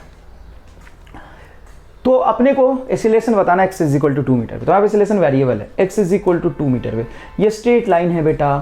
आप ढंग से देखेंगे तो इसका स्लोप हो जाएगा यहाँ से यहाँ तक हाइट 10, और ये क्या होगा 5। स्ट्रेट लाइन का इक्वेशन लिखोगे, x इज इक्वल टू 2 पे आप v निकाल सकते हो। वैसे आपको दिख रहा होगा यहाँ पे v 15 होगा। कैसे? ये 0 से 4 तक बढ़ा तो ये 10 से 20 गया, मतलब 10 का ग्रोथ हुआ 0 से 4 में, तो 0 से 2 में 5 का ग्रोथ होगा, तो ये बीच में ही तो आएगा, ये मिड में स्ट्रेट लाइन ग्राफ है, तो वेलोसिटी आ जाएगा 15। एक्सेलरेशन बराबर लिखेंगे v into D we by D x. D we by D x इस ग्राफ का स्लोप, अरे v इंटू एक्स इस ग्राफ का slope d we by D x ही तो होगा, तो एक्सेलरेशन हो जाएगा वेलोसिटी इंटू इस ग्राफ का स्लोप। स्ट्रेट लाइन ग्राफ है तो इसका स्लोप क्या होगा, कांस्टेंट। परपेंडिकुलर 10, बेस 4, तो इसको लिखेंगे आप 10/4 इंटू v की वैल्यू क्या है 15, तो ये हो जाएगा 150/4 मीटर पर सेकेंड स्क्वायर। ये क्या निकाल लिया आपने? एक्सेलरेशन निकाल लिया। क्लियर है बेटा? Next is v square x graph, velocity का स्क्वायर। नेक्स्ट इज वेलोसिटी का square into x graph, velocity square x graph, ये पढ़ना ज़रूरी है क्या? हाँ बिल्कुल, इसको समझना ज़रूरी है, इस पर भी न्यूमेरिकल सवाल एग्जाम में आते हैं। वी स्क्वायर एक्स ग्राफ कैसे करेंगे सॉल्व इसको? तो देखिए, मैंने ग्राफ बनाया, किसी भी ग्राफ का जो स्लोप होता है ना, वो वाई एक्सिस के डिफरेंशिएशन वर्सेस एक्स एक्सिस पे जो फिजिकल क्वांटिटी रखा है उसको लेते हैं। y पे क्या है वी स्क्वायर और x पे क्या लिखा अपन ने dx। जब आप इसको डिफरेंशिएट करोगे तो एग्जैक्टली ये स्लोप के बराबर हो जाएगा। अरे स्लोप बराबर होता है dy बाई dx, y और x पे जो फिजिकल क्वांटिटी रखा है एक्सिस पे वो प्लॉट कर दो, रख दो, तो ये होगा dv स्क्वायर बाई dx। अब v का डिफरेंशिएशन x के साथ कर नहीं सकते और एग्जैक्टली यही फॉर्मूला आपको कहीं मिला नहीं होगा, तो आप इसको समझने के लिए dv से मल्टीप्लाई और dv से डिवाइड कर दे। इस dv को उठा के यहाँ रखे, dx आगे चला जाएगा, तो स्लोप इज इक्वल टू आएगा dv square by dv into dv by dx। अरे भाई dv को यहाँ ले गया, dx को पीछे ले गया, dv स्क्वायर बटा dv, मतलब v स्क्वायर का डिफरेंशिएशन v के रिस्पेक्ट में तो 2v हो गया, एंड dv बाई dx आपका एज इट इज रह जाएगा dv by dx। v into dv by dx क्या होता है? एक्सेलरेशन। तो इस ग्राफ का जो स्लोप होगा, इस ग्राफ का जो स्लोप होगा वो 2 टाइम्स एक्सेलरेशन को रिप्रेजेंट करेगा। किसको रिप्रेजेंट करेगा? ये 2 टाइम्स एक्सेलरेशन को। इस ग्राफ का स्लोप 2 टाइम्स एक्सेलरेशन को रिप्रेजेंट करेगा। क्लियर है बेटा, ये बात समझ में आया? अच्छा, vx ग्राफ का स्लोप किसका रिप्रेजेंट करता था? एक्सेलरेशन बाई वेलोसिटी के रेशियो को। इस ग्राफ का स्लोप क्या रिप्रेजेंट करेगा? 2 टाइम्स एक्सेलरेशन को। आइए इस पर न्यूमेरिकल सवाल भी सॉल्व करते हैं। मान लीजिए कि मैंने v स्क्वायर वर्सेज x का एक ग्राफ बनाया स्ट्रेट लाइन, और ये एंगल है 30 डिग्री। आप इसका एक्सेलरेशन बताइए क्या होगा? एक्सेलरेशन क्या इसका जो स्ट्रेट लाइन है, इसका जो स्लोप है वो 2 टाइम्स एक्सेलरेशन को बताता है। क्या इसका स्लोप कांस्टेंट है? हाँ, तो इसका एक्सेलरेशन कांस्टेंट होगा। हाँ, वी स्क्वायर एक्स ग्राफ का जो स्लोप है एक्जैक्टली 2 टाइम्स एक्सेलरेशन को बताता है। 2 तो वैसे भी कांस्टेंट है, अगर स्लोप कांस्टेंट है तो एक्सेलरेशन कांस्टेंट होगा, तो इसका एक्सेलरेशन अपने को बताना है। ठीक है भाई, इसका एक्सेलरेशन कैसे निकालेंगे? तो इसका एक्सेलरेशन निकालेंगे, वी स्क्वायर एक्स ग्राफ का जो स्लोप होता है वो 2 टाइम्स एक्सेलरेशन होता है। तो क्या लिखेंगे भाई? Slope is equal to 2 times acceleration. Slope कितना होगा? tan 30 डिग्री, स्ट्रेट लाइन का स्लोप निकाल सकते हैं 30 डिग्री से, तो 1/√3 tan 30 degree 1/√3 is equal to 2 times of a, तो a इज इक्वल टू आ जाएगा 1/2√3। ये आएगा एक्सेलरेशन, 1/2√3 इज आंसर। समझ आ गया बेटा ये? Next, velocity time graph, velocity position graph, velocity का स्क्वायर इनटू पोजीशन ग्राफ अपन ने पढ़ लिया। वेलोसिटी का स्क्वायर इनटू पोजीशन ग्राफ का स्लोप क्या होता है? 2 इंटू एक्सेलरेशन। अब है आपका एक्सेलरेशन टाइम ग्राफ। अपने को क्या पढ़ना है बेटा? Acceleration time graph, AT graph. ये रहा A versus T। AT graph को स्ट्रेट लाइन मैंने बनाया है। अगर मैं इसका स्लोप देखूं, slope acceleration versus time graph का स्लोप, तो एक्सेलरेशन वर्सेस टाइम ग्राफ का जो स्लोप होगा वो डिफरेंशिएशन से निकालेंगे dy बाई dx। y पे क्या a और x पे क्या है t, तो dA by dt। Rate of change in acceleration with respect to time is jerk, लेकिन ये आपके सिलेबस में नहीं है, तो आपको ये न्यूमेरिकली एनालिसिस नहीं पढ़ना है। एक्सेलरेशन टाइम ग्राफ का स्लोप आपके काम का नहीं है, तो आपको ये पढ़ने की जरूरत नहीं है। एक्सेलरेशन टाइम ग्राफ का एरिया अंडर द कर्व किसको रिप्रेजेंट करेगा? एक्सेलरेशन टाइम ग्राफ का एरिया अंडर द कर्व। तो बेटा एरिया अंडर द कर्व निकालने के लिए आप इंटीग्रेशन की मदद लेंगे। इंटीग्रेशन का फिजिकल मीनिंग होता है एरिया अंडर द कर्व, तो a इंटू डी टी, ये होगा एक्सेलरेशन टाइम ग्राफ का एरिया। और आप समझिए a इंटू डी टी क्या रिप्रेजेंट करता है?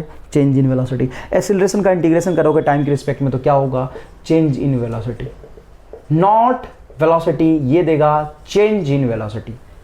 Area represents change in velocity, not velocity. याद रखिएगा, एक्सेलरेशन टाइम ग्राफ का एरिया क्या होता है? Change in velocity.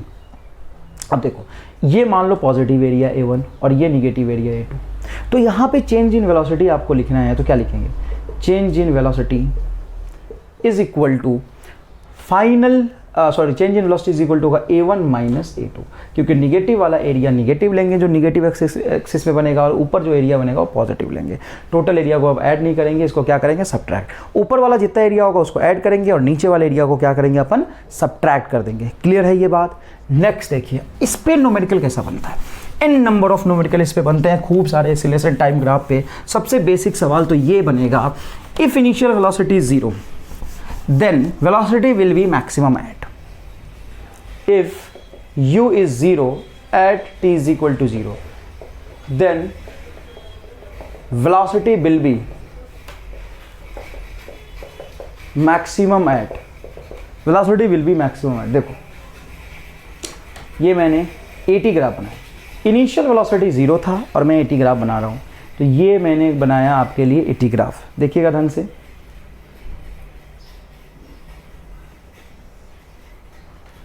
ये टाइम है t1, ये टाइम है t2, ये टाइम है t3, ये टाइम है t4, ये टाइम है t5, ये टाइम है t6, ये t5। बताइए वेलोसिटी मैक्सिमम कहाँ होगा? तो वेलोसिटी मैक्सिमम बच्चे ग्राफ देखते ही बोलते सर ये वाला, जो कि गलत है।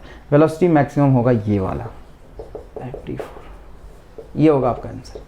Velocity will be maximum at t is equal to 4। ऐसा क्यों? Velocity t is equal to 4 पे मैक्सिमम क्यों होगा? क्योंकि आप इसको ढंग से समझिए, t इज इक्वल टू 4 तक आप यहाँ पे चेंज इन वेलोसिटी मतलब एरिया अंडर द ग्राफ, यहाँ पे area under the graph positive है तो ये वेलोसिटी को बढ़ाएगा, ये भी area under the graph positive है, यहाँ तक वेलोसिटी बढ़ेगा, निगेटिव आने के बाद वेलोसिटी घटेगा। ये तो एरिया से एक्सप्लेनेशन हो गया। दूसरा एक्सप्लेनेशन ये है कि यहाँ पे देखो वेलोसिटी 0 था, पॉजिटिव एक्सीलरेशन है, ऊपर एक्सिस पॉजिटिव नीचे निगेटिव, पॉजिटिव एक्सीलरेशन देखो u 0 है और पॉजिटिव एक्सीलरेशन है, मतलब ऑब्जेक्ट आगे की तरफ चलेगा। लगातार ऑब्जेक्ट एक्सीलरेशन यहाँ पे देखो बढ़ रहा है और पॉजिटिव एक्सीलरेशन तो वेलोसिटी बढ़ाएगा, वेलोसिटी बढ़ाएगा, ये भी एक्सीलरेशन पॉजिटिव है, वेलोसिटी बढ़ाएगा, वेलोसिटी बढ़ाएगा, वेलोसिटी बढ़ाएगा, ये भी एक्सीलरेशन पॉजिटिव, वेलोसिटी बढ़ाएगा, वेलोसिटी बढ़ाएगा, एक्सीलरेशन पॉजिटिव, वेलोसिटी बढ़ाएगा, एक्सीलरेशन पॉजिटिव, मैक्सिमम आ गया तो यहाँ पे वेलोसिटी बढ़ता रहेगा। यहाँ पे एक्सीलरेशन जरूर मैक्सिमम है, लेकिन यहाँ पे भी जो एक्सीलरेशन घटा है, एक्सीलरेशन के घटने से वेलोसिटी क्या होगा? बढ़ेगा। एक्सीलरेशन घटा है लेकिन है तो एक्सीलरेशन पॉजिटिव, एक्सीलरेशन लगातार घटता जा रहा है लेकिन वेलोसिटी बढ़ता जाएगा, एरिया भी तो देखो ऐड होता जा रहा है। यहाँ तक एक्सीलरेशन पॉजिटिव है, यहाँ पे आके एक्सीलरेशन 0 होगा तो इंस्टेंटेनियसली वेलोसिटी कांस्टेंट होगा। अब जाके एक्सीलरेशन नेगेटिव हुआ है, मतलब पीछे की डायरेक्शन में आ गया, तब जाके स्पीड घटेगा। Velocity will be maximum at t is equal to 4। Clear है बात? यहाँ तक समझ आया? नेक्स्ट देखिए, मान लीजिए ग्राफ है a वर्सेस t, ऐसा ग्राफ बनाया अपन ने,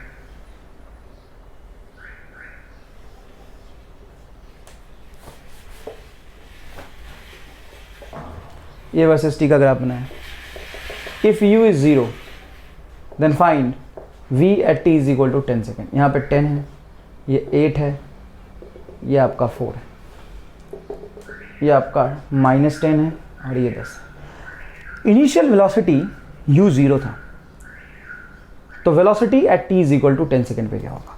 मुझे कब वेलोसिटी पता करना है? Exactly t is equal to 10 second, exactly t is equal to 10 second velocity पता करना है। तो वेलोसिटी क्या होता है, मतलब सॉरी एक्सीलरेशन टाइम ग्राफ का एरिया क्या होता है? Change in velocity. Change in velocity is equal to area of this graph. Change in velocity मतलब final minus initial is equal to area of this graph. यहाँ तक area देखेंगे आप तो इसका एरिया कितना होगा? तो हाफ मल्टीप्लाई 4 मल्टीप्लाई 10, तो ये एरिया हो जाएगा आपका 20। ये 4 से 8 तक होगा, ये 4 और ये हाइट है 10, तो ये होगा 40। स्ट्रेट लाइन ग्राफ बनाया मैंने, यहाँ से यहाँ तक इसकी हाइट है 10, -10 है ना, देखो हाइट 10 और ये बेस है 2, तो ये होगा आपका -10। तो टोटल जो एरिया बनेगा 40 और 20, 60 -10, 60 -10 इज 50, तो ये आ जाएगा चेंज इन वेलोसिटी आपका 50। v अपने को निकालना है, इनिशियल वेलोसिटी उसने दिया था 0, तो इसको 0 रख देंगे, इज इक्वल टू 50, तो v इज इक्वल टू आ जाएगा 50 मीटर पर सेकेंड। ठीक है ना? कई बार इनिशियल वेलोसिटी को दे देते हैं चलो -10 metre per second, initial velocity is -10 metre per second. अगर इनिशियल वेलोसिटी 0 था तो ये कैलकुलेशन होगा। If initial velocity is -10 metre per second, same graph के लिए ग्राफ थोड़ा बदल देगा, कोई मतलब नहीं, कंसेप्ट वही रहेगा। Change in velocity v minus u is equal to area. Area क्या निकाला अपन ने? 50 सही तो निकाला ना? ये 4 और ये हाइट 10, 40 और ये आ जाएगा आपका 20। ठीक है, ये आ जाएगा -10, सही है। तो देख भाई यहाँ से देखोगे तो v इज इक्वल टू होगा u प्लस 50 और u क्या था आपका -10, तो v इज इक्वल टू हो जाएगा 40 मीटर पर सेकेंड।